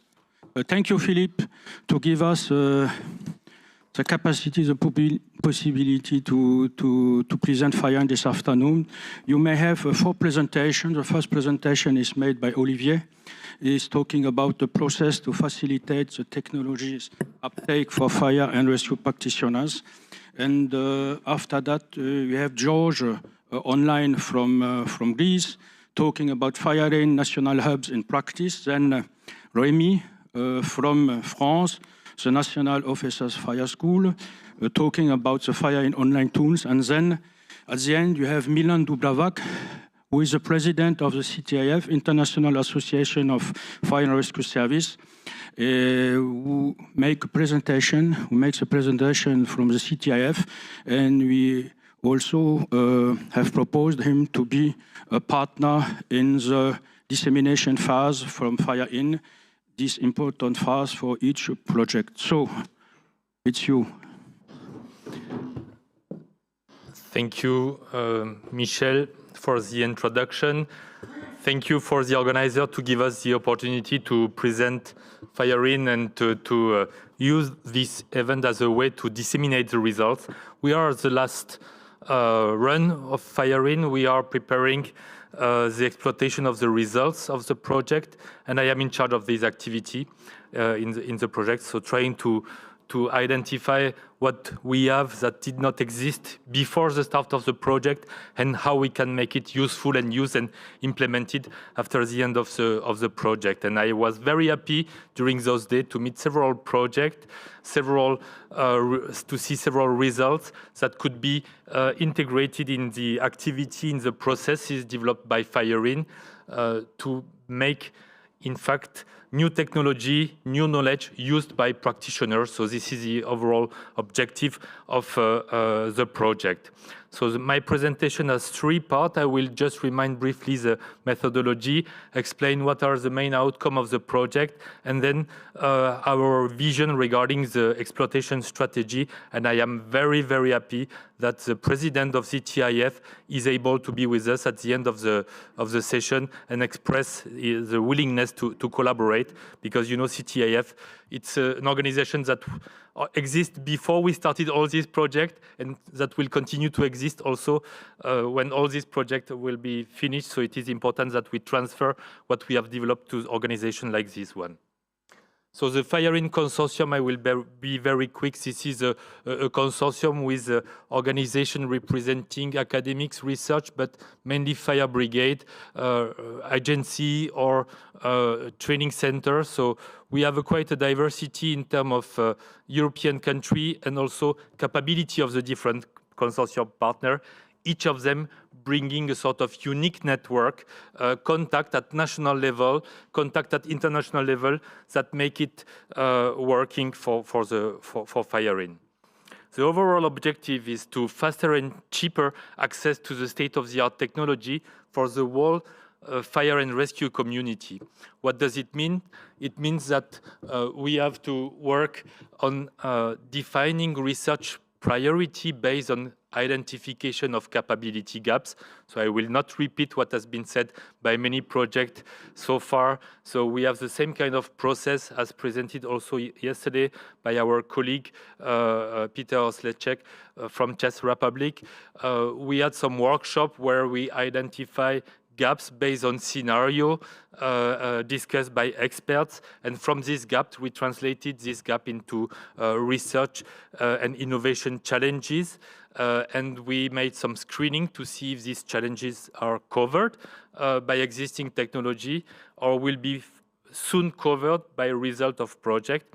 And then we were able to provide some strategic research, standardization and innovation agenda. Our objective, the second objective, is to inform practitioners about what is available on the market, about the technology, and also what is ongoing, so that we can involve them in some research, to test, to validate, to be involved as practitioners in the development of new technology and new knowledge. And the last point is to remove some barrier for the technology uptake, so to help industry, in fact, to be able to reach the customer who need the technology, who need the knowledge, who need the service. So we are working on this as well, and we have worked on this as well. So 3 cycles have been performed to define these procedures that I have described and to improve it over the 3 cycles. So capability gaps, identification, definition of research and technology innovation challenges, standardization challenges, and then communicate to the agency, to the European Commission, to put these challenges into work program. So we have done that 3 times. We are closing the last cycle at the moment of the project. Yesterday it has been presented by Peter, so I will not repeat. We have 5 thematic working groups covering search and rescue, and emergency medical response, structure fire, vegetation fire, natural disaster, CBRNE. But we manage, among all these diverse fields of application, we managed to identify some common capability gaps common to all these fields, and this is what we presented in the outcome of the project. So the 3 main outcomes, what are they? We have first a dynamic network of practitioners. What does it mean? We have practitioners who have been associated to the project because of the event we have organized in different countries, because of colleagues contacting other colleagues, and at the end we have persons who are interested by the work of FIRE-IN, by the results of FIRE-IN, by the knowledge, information provided by FIRE-IN. And because of the pandemic, there was some kind of positive outcome or some opportunity. We were not able to meet in person in the different countries. So we decided to organize some national hub meeting because it was easier to meet in one country and not to have participants traveling from other countries.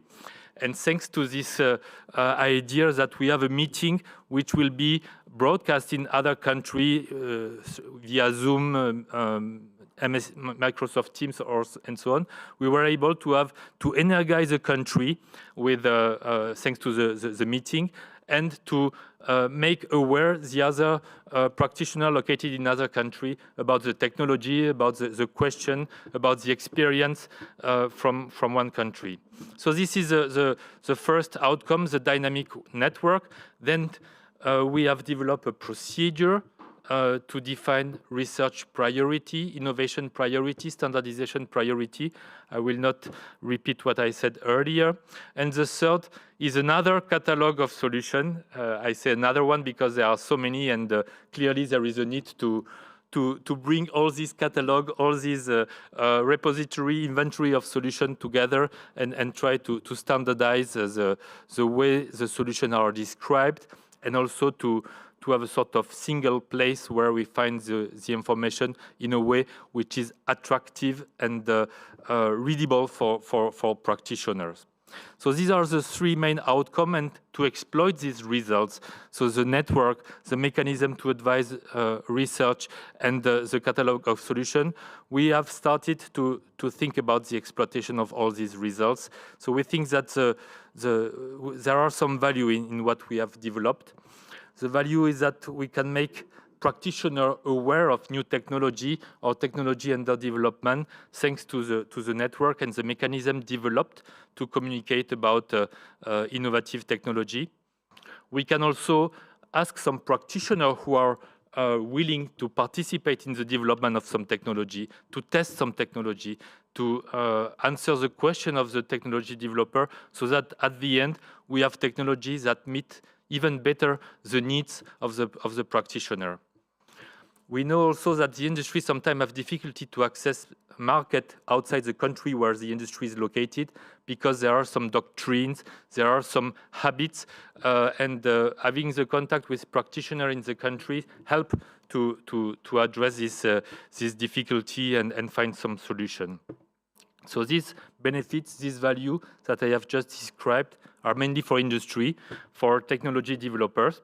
But when we presented the strategic research and innovation and standardization agenda, we find an interest by the European Commission, of course, but also the national research agency that are funding a big part of the research in each country like it as well. And it's important that we do not target only the European Commission, but the national program in the different countries. This is really important to energize the research and to avoid overlap also in the research.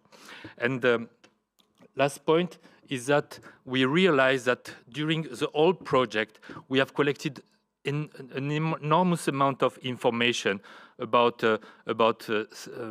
technology standards, technologies which are already on the market, technology which are in development. So it is important that we do not expect that the practitioner, the firefighter, they will log on our website to see the catalog, but we believe it is important to feed them with interesting information, using newsletter, using information that will be digested so that they can catch very quickly what it is about and if it is of interest for them or for a colleague. This is important that we make the marketing of all this catalog of solutions so that at the end they will be used. So the three activities that we plan for after the end of the project is to continue to identify the capability gaps, to continue to organize brainstorming session, workshop based on scenario with firefighter, with experts, so that we identify what we need in addition to what we have. So the beneficiary for these are of course the funding program at European and national level at the long term for the benefits of the practitioner. So you see on the right some kind of matrix we have prepared to identify this challenge. So this is a good research instrument. We have to present it in a way that is understandable and useful for practitioner. The second type of activities that we want to continue to carry out is to promote the exchange of information, of knowledge, of resources. And when we have organized in Marseille in mid-October an hybrid event, we were able to have two sessions where practitioners, where officers from firefighter were explaining how they manage some crises. And these are persons who share their experience during 3/4 of an hour, 1 hour, with the whole community being partly in Marseille, being mostly online.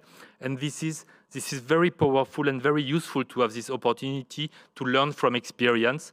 And using the technology of hybrid events is wonderful because we can benefit from the experience of persons who will never come to meeting like this one in Brussels because they are very occupied in their country. So I think we have to continue this kind of exchange of information, exchange of knowledge, and exchange of experience. Last but not least, we want to continue to promote the uptake of technology by practitioners. So continue to inform the community about technologies that are available on the market. So we want to continue to offer to the company a platform where they can present their product, where they can describe what are the features of this product, and also somehow get the feedback from the practitioner. And those who are interested, they might be involved in some demo, in some testing. So we want to facilitate this co-creation of technologies that will be really useful. And I think we have the ingredient to continue this after the end of the project. So as I said, after the three presentations, we will have the president of CTIF who will take the floor. But based on the recommendation from Join All, who was the invited speaker at the meeting in Marseille, he said, don't spend your time to try to do new activity. Just work with other projects, other network, and consolidate what has been done during the 5 years of the project, and this is what we are doing. So we are working even more with the practitioner. As I said, the association that were already there before we started and that will continue after the end of all our projects. So we have discussed with the leadership of CTIF, of FEU. We want to use existing system platform network like CMine and the results of Driver Plus. And so let's use what is available and not create another thing, but try to improve what is existing. And of course, we interact very much with the team of Patricia Compa for the standardization. And in the last year, we have started to have a joint event like we did with Medea project in January 2022. In 2 weeks, we will have a national hub meeting in Poland on the 13th of April. So we will have many events like this to energize the community and to let them know what we are able to do.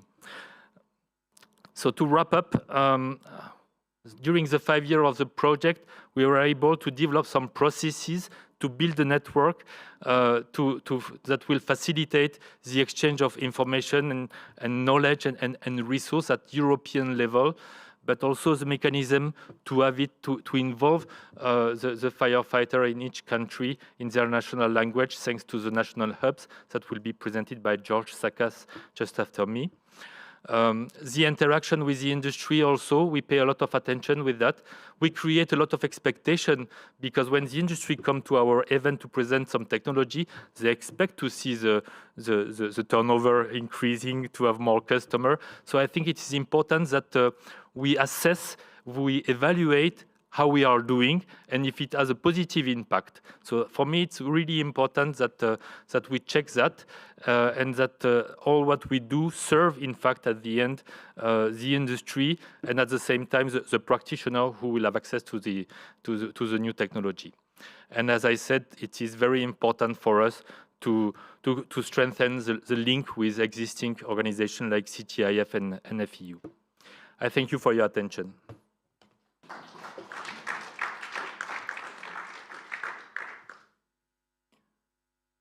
And I pass the floor to the colleague online, maybe? Yes, hello, good afternoon. Can you hear me? Yes? Yes, okay. Can you see me? Not yet. Not yet. Okay, I'm waiting. Now we see you. Oh. Good afternoon. Today we have it's a national, let's say, Independence Day for Greece. It's a special day against the 25th of March, against our revolution against the Ottoman Empire. We celebrate 201 years of our liberation. So can I share my screen? I believe I can. Okay.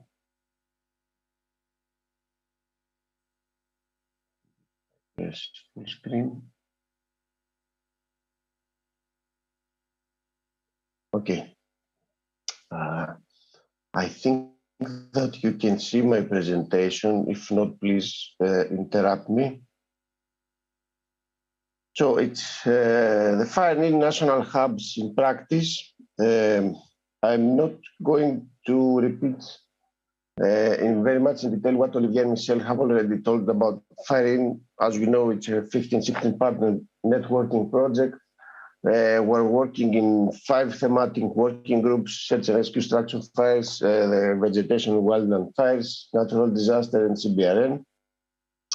It's a 5.5 actually now, because due to an extension years project. We have discussed a lot of all these years, a lot of people, mainly we have focused on the capability gaps, the challenges that the practitioners face in their everyday operations, the difficulties that they face. We are trying to find solutions. We scan solutions, we screen solutions, and we also try to see where the true gaps exist, if these are covered or not, and we are seeking, let's say, a network to give the solutions from the industry, from the market directly to the practitioners. I'm not going to say a lot about the structure of the project. So far, what we have accomplished is to have, let's say, to have identified in 3 cycles the common capabilities, the current common capability challenges, and future challenges. The FireIn platform, we'll show you a few things about the platform in the next presentations. We do have a lot of networking activities. We have, let's say, discussed and we are in interaction with industry and, of course, the practitioners about the request for ideas and how can we cover the gaps. We have talked for the 2 cycles, and we are, let's say, in the process of updating during the 3rd cycle our standardization and strategic standardization and research agenda, which is, let's say, the overall outcome of the project. We have already published 5 policy briefs. I think that towards the end of the project, a new round of the policy briefs will be updated. And of course, the platform is online and you can find the various solutions. Regarding the types of solutions that FireIn deals with, its hardware, its software, its best practices, publications, its results with other projects, discussion, its standardization items. Standardization is really important for this whole process of covering the gaps, of covering the needs of the practitioners. We are looking for innovative ideas. And in general, we do want the networking. And let's say that with the COVID, this was a problem that was faced in an adequate manner. So practically, what do we have? We had traveling restrictions and limitations. We were obliged to have online events, to have distant conferences. Practically the half of the 2nd cycle and all the 3rd cycle became, let's say, worked and implemented in an online and distant way.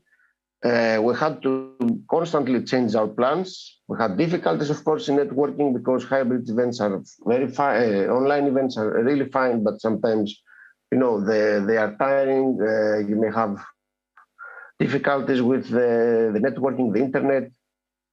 And in general, we couldn't also participate in the large events because nobody could travel or they were totally off the record. So in order to overcome this, we used a lot of the emails, a lot of online events. We tried to have face-to-face meetings in smaller groups, in let's say in smaller areas. But the last year in 2021, we had to think of some, let's say, alternative solutions because the project was running towards the end of the third cycle. Practically, the future challenges are almost were identified, and we had to discuss more and work better on this. So the idea of the 5 national hubs, let's say, was created. Especially, it was the first, let's say, test run that we had was in Marseille, at the event in Marseille in October 2021. So what is the 5 national hubs?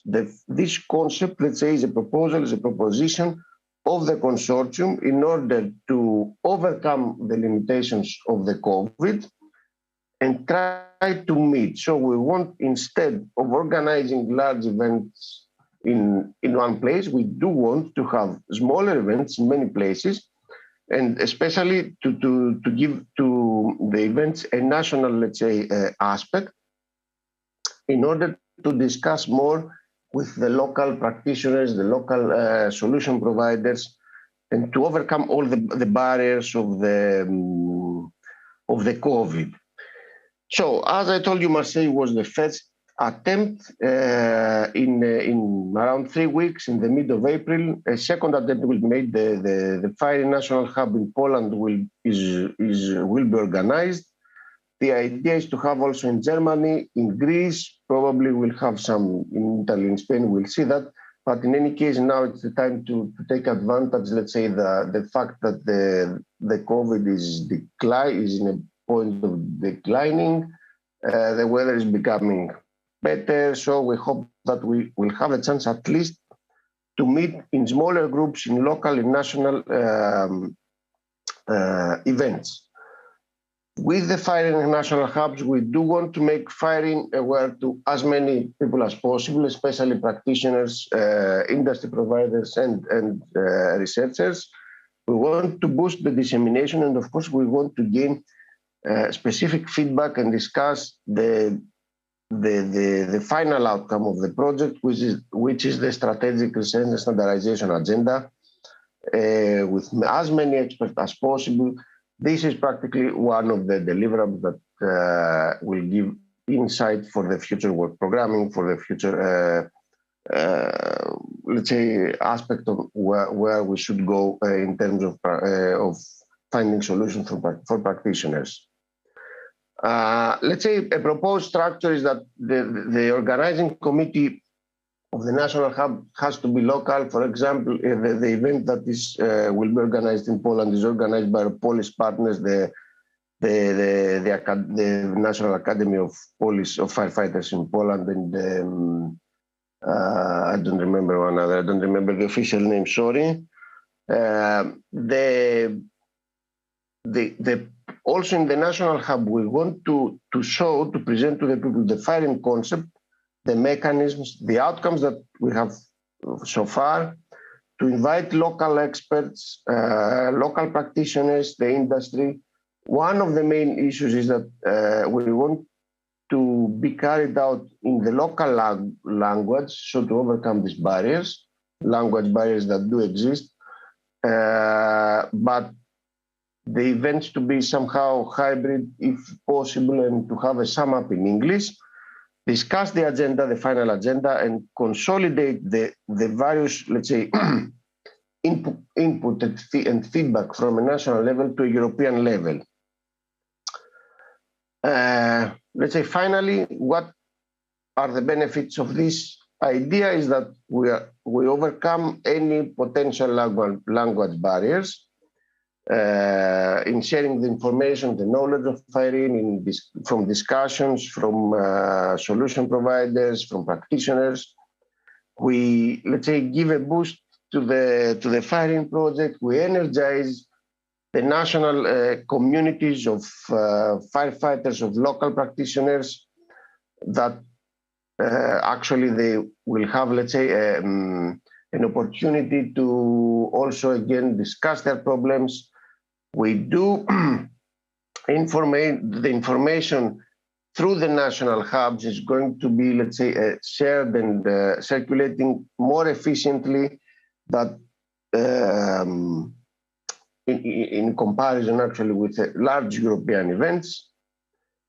We do think that the national hubs are similar to mirror groups that are usually, let's say, mirroring groups, and therefore each contributor has the chance to express its opinion, and actually it will make it much more easier for a practitioner to give the opportunity to express their opinions. And of course, we want, let's say, to enable the dissemination, the promotion with the technology providers, and we want, let's say, products that may not be easily feasible in a European level to be much more known and much more widely, let's say, accepted, or if you want, at least known to all of the practitioners in a European level. So we want to boost from smaller national, local groups, and in a progressive way to move to a European level. So that's it from me. Thank you. Thank you for being here. I wish that I could be in Brussels, but due to various reasons I couldn't. That's it from me. I'm stop sharing. Okay. Thank you, George, a lot. Thank you. Thank you, Michel. Rémi? Yes, can you hear me? Yes, we can hear you. Yes. Yeah, perfect. Can you see my screen? Not for the moment. Okay, it's supposed to be sharing right now. Maybe wait just a minute. It says it's being shared now, so it should be working. Yes, we see you. Hello, guys. Okay, I will try to stop sharing and share again.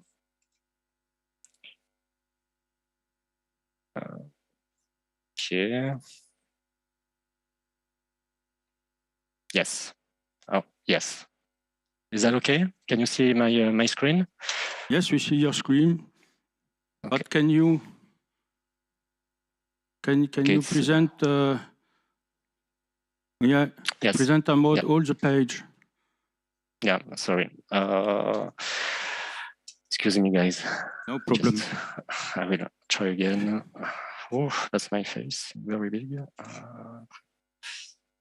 Let's try to share this one. Yes, fine. Okay. Okay, great. Okay. Hello everyone. Thank you for the opportunity to let NSOSP talk at this very important event. So my name is Rémi Jalmini. I'm working for the NSOSP, which is the National Firefighter Officers Academy in France, and I am a European project officer.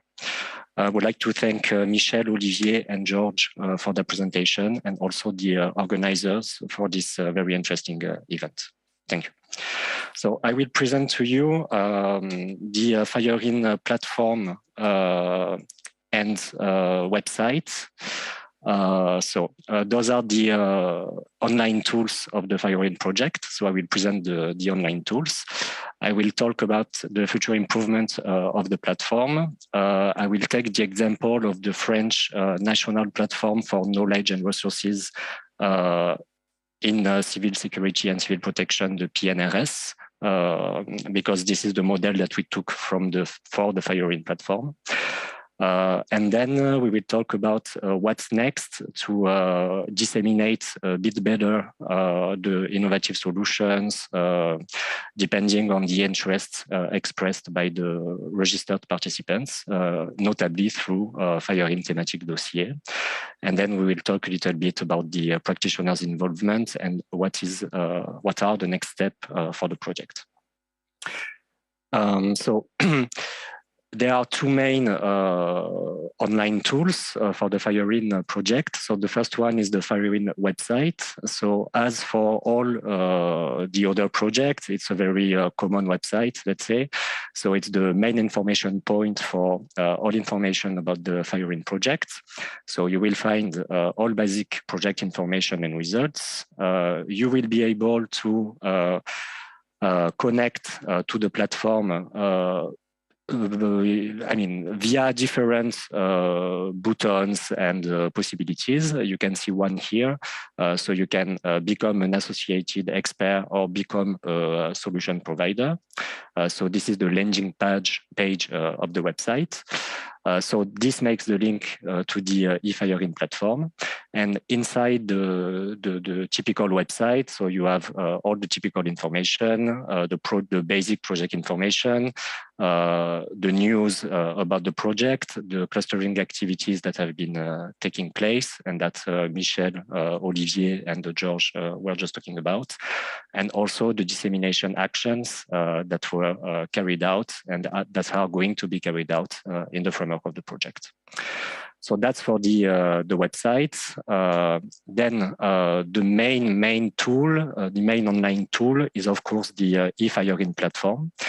So it is led by NSOSP. So NSOSP is the organization responsible for feeding the platform, etc.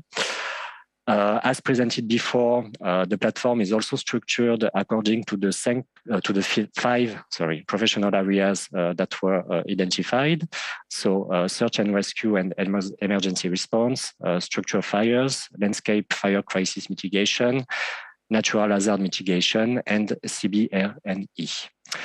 You also see on the side that you can access some dedicated pages for private companies if you are a solution provider, and research institute if you also have some solutions to submit to the platform. So the idea is that both practitioners and solution providers can register to the platform and get information about the project findings. So you will be able to find on the platform also the common capability gaps that have been identified throughout the project, as well as other information of interest on what the project has been doing and what are the results of all the activities. So both practitioners and solution providers can register.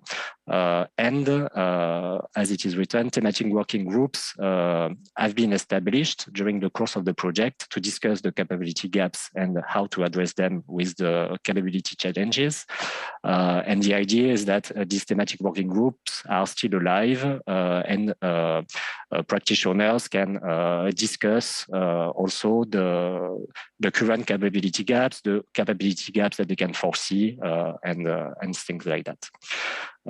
So that's for the FireIn platform, the what of the FireIn platform. Here, I'm not going to go in details with that, but this is the matrix of the challenges that have been identified by the project.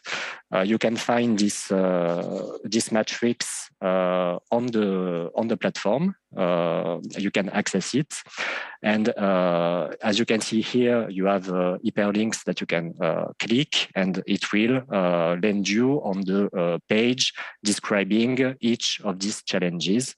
And when you land on the page, you have the description of the challenges, and then you have a proposal for innovative solutions that have been submitted by innovation providers. Yes.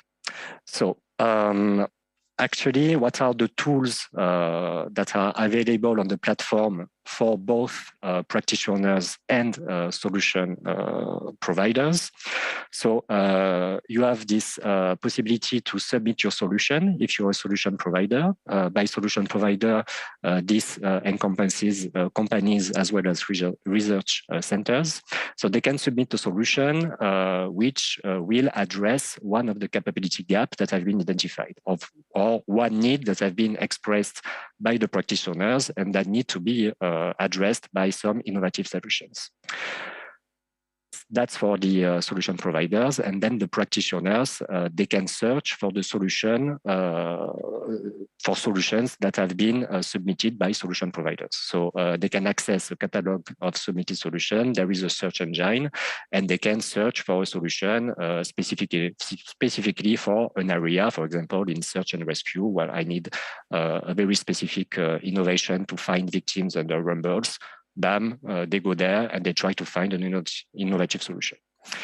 Then on the platform, these are the two main tools, of course, because this is the soul of the platform. Okay, is to bridge the gap between the practitioners and the solution providers and make sure that they find each other and they find the right solution for the right need. Then you have also other tools that are more, let's say, peripheral tools. You have news. When you land on the web homepage, you have articles about solution or methodologies or other relevant information that appear on the land page. You also have a calendar where you can find date of events for EU, national or international workshops and conferences of interest. And you also have this networking area inside the website, the platform, sorry, where you can find forums where practitioners can discuss, solution providers also can discuss. So that's also a tool that is available on the platform. Some key figures for now about the eFiring platform. So for now, we have 283 registered participants, 89 practitioners, 121 private companies, and 73 researchers. So that's something we need to improve, of course. The idea of presenting the project now is also calling for potential interested parties to go to the website and to the platform and to register and see if the platform can have an added value for you. There is 241 reviewed solutions. So the solutions, they cover all the areas we were talking about before. So as I said, it's search and rescue, structural fires, wildfire, stuff like that. There is 142 shared documents, and in global in 2021, there were 7,000 connections with 3,200 new users. So there is an acceleration in 2021, which is a good thing, but we need to keep this acceleration up and make sure that we disseminate the message that the e-platform, the eFiring platform exists and that it has a real added value for both practitioners and solution providers, and invite them to really go there, register, and make the most of it. Because this is a tool for the whole community. So that's the key figures for the platform. So now that we have this kind of state-of-the-art for the platform, and after more than 4 years of project, we have some feedbacks from the users, and from the experience that we have with the project, we have identified some avenues for improvement for the platform. It has to be, it is a dynamic network, as Olivier said. It has to be also a dynamic and ever-evolving platform. So based on users' experience, we learned that the platform architecture was really adapted for the classification of solution according to the capability gaps. So that from a, let's say, a theoretical and analytical point of view, the architecture of the platform was really on point. But now, when it's about searching for solutions, we see that we need to rethink the architecture to have a more performant and a more efficient search engine.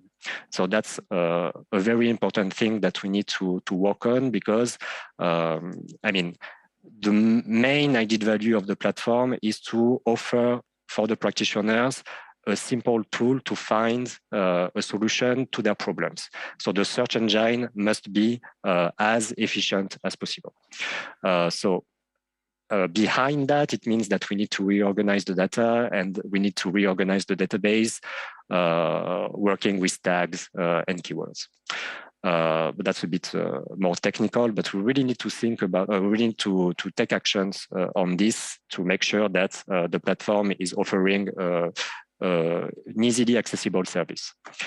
Then we also need to take actions in the collection of feedbacks. It is really important to always get the feedback from the users of the platform in order to identify areas of improvements. We have a structured process of getting feedback from users in order to improve their experience in the fluidity of the platform and also the reach of information, of relevant information. And then, of course, in order to make sure that what we offer is of interest, we need to provide to the participants and to the registered participants, of course, useful, operational, and up-to-date information. So that's really important. It's also why there is a process of validating the solutions to make sure that it actually falls into the right category and that it offers something more. So the idea, as you can see on the right side of the slide, it's first to reorganize a little bit the data to have a better working search engine. Make sure to get all the feedbacks from the users to improve their experience and the fluidity of the platform, and then make sure that the information that we are sharing is easy, clear, and up to date. So those are avenues for improvements. The idea is also to take some inspiration from the French National Knowledge Platform on civil security, which is called the PNRS. So it is managed by the NSOSP. It's a database of resources, mainly legal resources, about all civil protection in France, but also in Europe. As you can see, in terms of key figures, we have more than 40,000 people that are registered for the newsletter. We have published 183 documents in 2021. And for example, one very important number here is that only in 2021, we had 580,000 visitors on the PNRS. So the idea is to take this model to apply it, let's say, for the firing platform to be able to reach this kind of metrics. Yes, so that's the main, that's for INSOSP at least, that's the main challenge until the end of the project, to improve those figures for the firing platform. And then the idea, as Olivier was saying just before, is that we need to provide the end users with already digested information, so that they don't have to go to the platform. Maybe they don't know the platform, or maybe they don't really know how to use the search engine and whatever. So the idea is to already provide the end users with a thematic dossier, which will gather all information about a specific challenge. So for example, if we take the challenge technologies to assess risks and minimize responders' engagement, the idea is for this challenge, the dossier will describe the challenge. It will list the technological solutions that have been registered on the platform. It will provide a list of the standards and guidelines that already exist for this challenge and domain. It will list the current projects that are dealing with this challenge. And also, the idea of this dossier is to take the opportunity of this presentation of information to also get some information from the users about the relevance of the dossier and the relevance of the firing activities. So that's to make sure that, again, we have this process of getting feedbacks from the users to improve their experience and based on what they say, maybe also improve how we present the information, how we categorize the information, and things like that. So the thematic dossier, they are now being elaborated. And I think the first one should be ready by the end of April. So again, the idea is to have easily accessible information about one specific challenge with the presentation of the relevant solution. It has to be like 10 to 12 pages with illustration so that we don't overload also the end users with information. And it will have the firing graphic identity, which is normal. I will now end my presentation on this practitioners' involvement next step kind of slide. So one of the aim of the network is to gather the practitioners to build up proposals for the national, European, and international. Sorry, I'm not going to read. So the idea of the network is also to be able to produce a strategic research agenda based on the identification of needs. That's what Michel, Olivier, and George were talking about before. It is really important that the practitioners are involved in this because this is the place where we can actually formulate our needs and make sure that the decision makers take it into account. But it's really important to have a real inputs from the practitioners on this strategic research agenda. That's one thing. So we really need for the platform to fulfill its objectives, we actually need the involvement of the practitioners. So that's why there is this big "we need you" in the middle of the slide. The next step after the project, it's also to make sure that we are not losing any knowledge that is accumulated on the platform. This is something, it is not proper to fire in, but it's an issue that exists for actually all networks that are financed by the European Union or by other international organizations. The idea is how we make sure that we don't lose any knowledge and how we make sure that we can leverage the activities that have been taking place for 5 years and that we don't lose anything because the project is done. So that's really something that we need to think about. It's how we make these networks sustainable. Yesterday, we had this very interesting presentation about the UCPKN, the Knowledge Network of the European Commission. Maybe this could be the gateway to other knowledge networks, such as firing. So specifically for firing now, so the project is not finished. We still have some months to finalize the project, but we really need to think already about what are the next steps for it.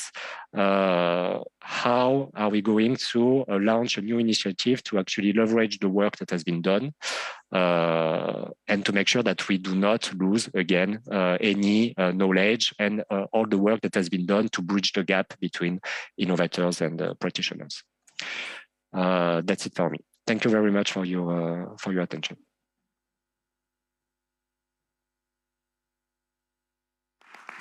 Thank you, Remy, for the presentation. Milan? Yes. You hear me? Yes? Yes, I can hear you. Are you ready for the presentation? Yes, you can share the presentation. Okay. I'm ready. Thank you.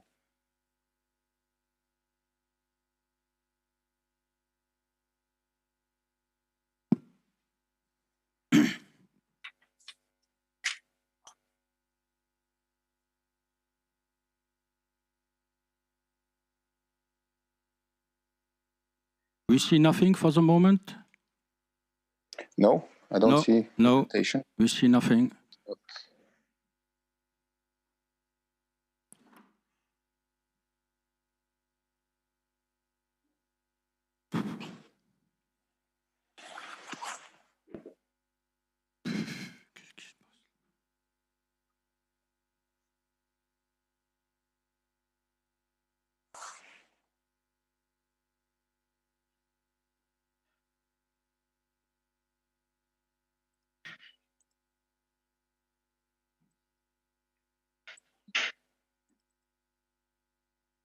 Hello, Milan? Yes. You have a specific problem? Or... Wait. Have you activated the camera?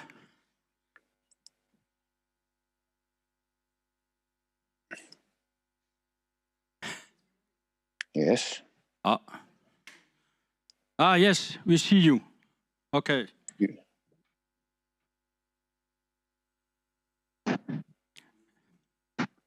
Can you see the presentation? Yes. Okay. You can use the specific mode for presentation. Okay. Yes, fine. So, fine. Hi everybody. My name is Milan. You can go. Thank you. Thank you, Michel. Hello everybody. My name is Milan Dubravac. I'm currently president of CTIF, International Association of Fire and Rescue Services. And we decided to be the part of these fighting projects, especially be dedicated for the dissemination of this project. The reason for that I will give you later on, since CTIF is the world's oldest and the largest fire association. Established very long ago. We will celebrate soon 125 years of our work. We are a worldwide association with member countries all over the world. The last full member country is Canada, just recently joined us. Unfortunately, at the moment, we also have 2 countries suspended from current membership due to the latest reasons. Our main work, what I would try to take, how we are organized like a full members, 1 country, 1 vote. We have a delegates assembly once a year. And then we also have a lot of associate members, which can be different non-governmental associations or organizations or also the private companies. And we also have honorary members. Our CTIF organization structure, as you can see, beside Delegates Assembly, there is an executive committee works on its operational level to run the organization. Then we have various commissions and working groups. What is new in this association recently is that we start also strategic and scientific oversight commission due to the reasons I also heard in the previous presentation, what was also the reason of Fire-In project, how to distribute all this knowledge which is produced in the commissions and working groups also to as many members of our association as it's possible. That will be a big challenge in the future, also due to the climate changes and green transition.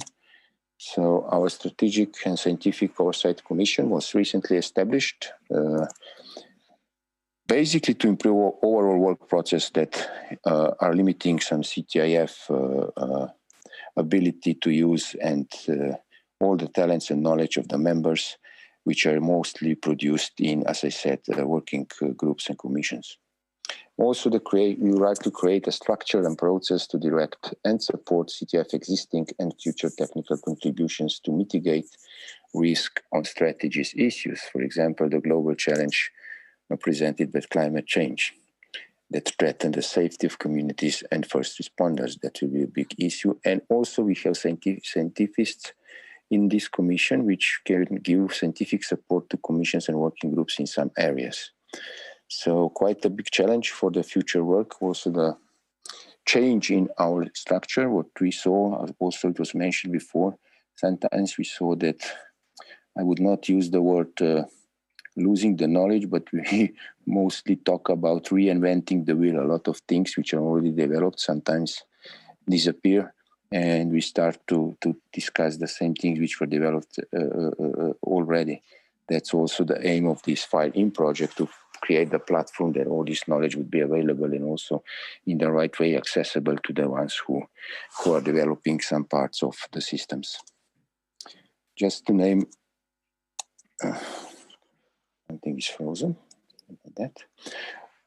We are also the association with the widest area of work. So we work also with very things which are traditional with at the fire service, like competitions. We also have a Commission Europe. We, as CTF, were involved in many projects in the past, also with European Union, trying to add some of our benefits to those projects.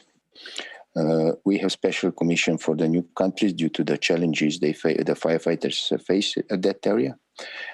I would come back later on also to our Extrication New Technology Commission, which has produced a lot of scientific and extra work in the past years, which is very important for safety of population and firefighters on duty. And we have Fire Prevention Commission, Fire Instigation Commission, Fire and Rescue at the airports, forest fires, each year very challenging work to be done in this area.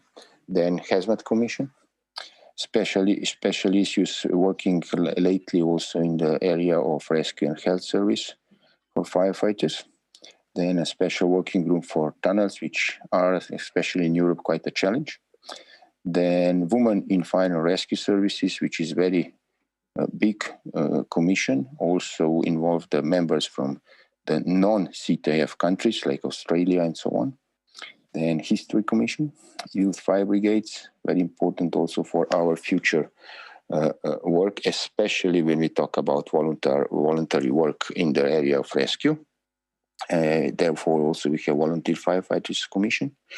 Then Education and Training and IT Technology for Fire and Rescue Services. We also last years are putting a lot of work to our webpage, to our sharing of information, to our strategy of how to share positive results from the commissions to all member countries. New challenges, of course, as I told you, this is also one of the aims of the Fire-In project. How to gather and how to assure that knowledge will not be lost somewhere, and that can be accessible all the time and used in the right way for the future development of our area. As I mentioned our big achievements in the last period was done by Extrication and New Technology Commission, that is new ISO standardization of new ISO for new procedures with different energy propelled vehicles.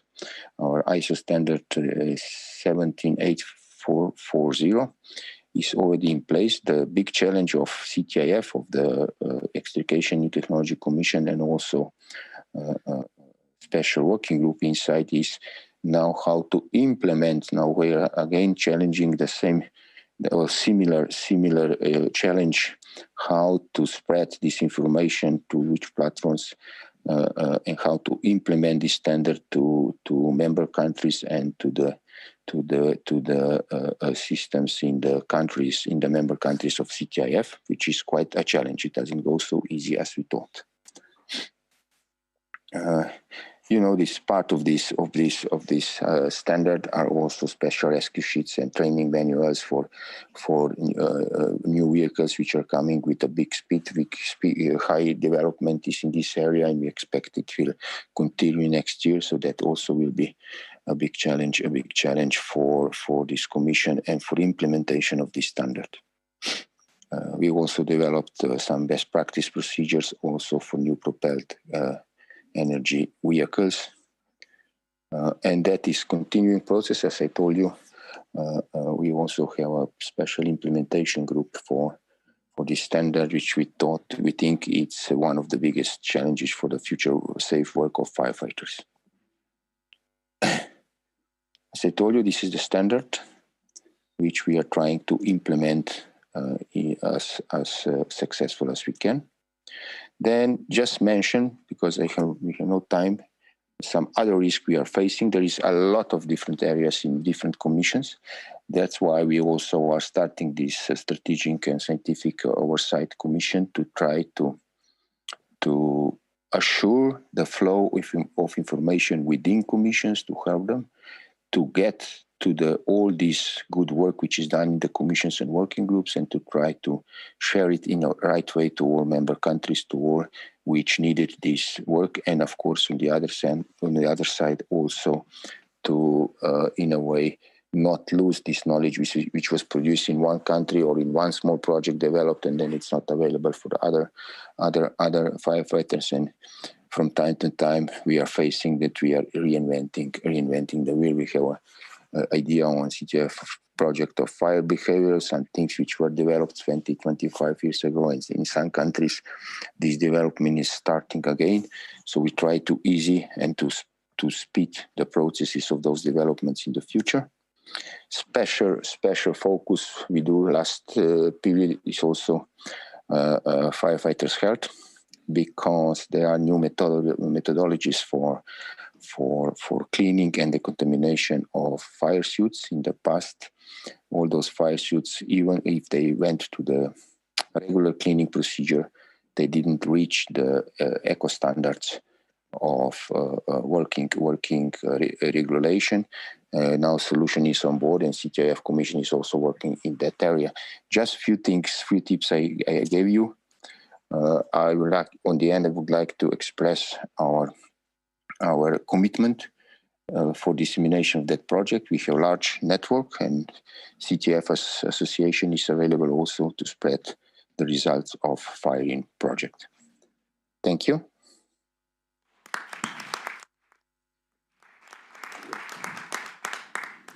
Dear CTF President, thank you very much for your presentation, and that you have the time to make this presentation this afternoon. Thank you. Thank you. Just to stop sharing. Okay, thank you. Bye. Philippe, c'est à toi.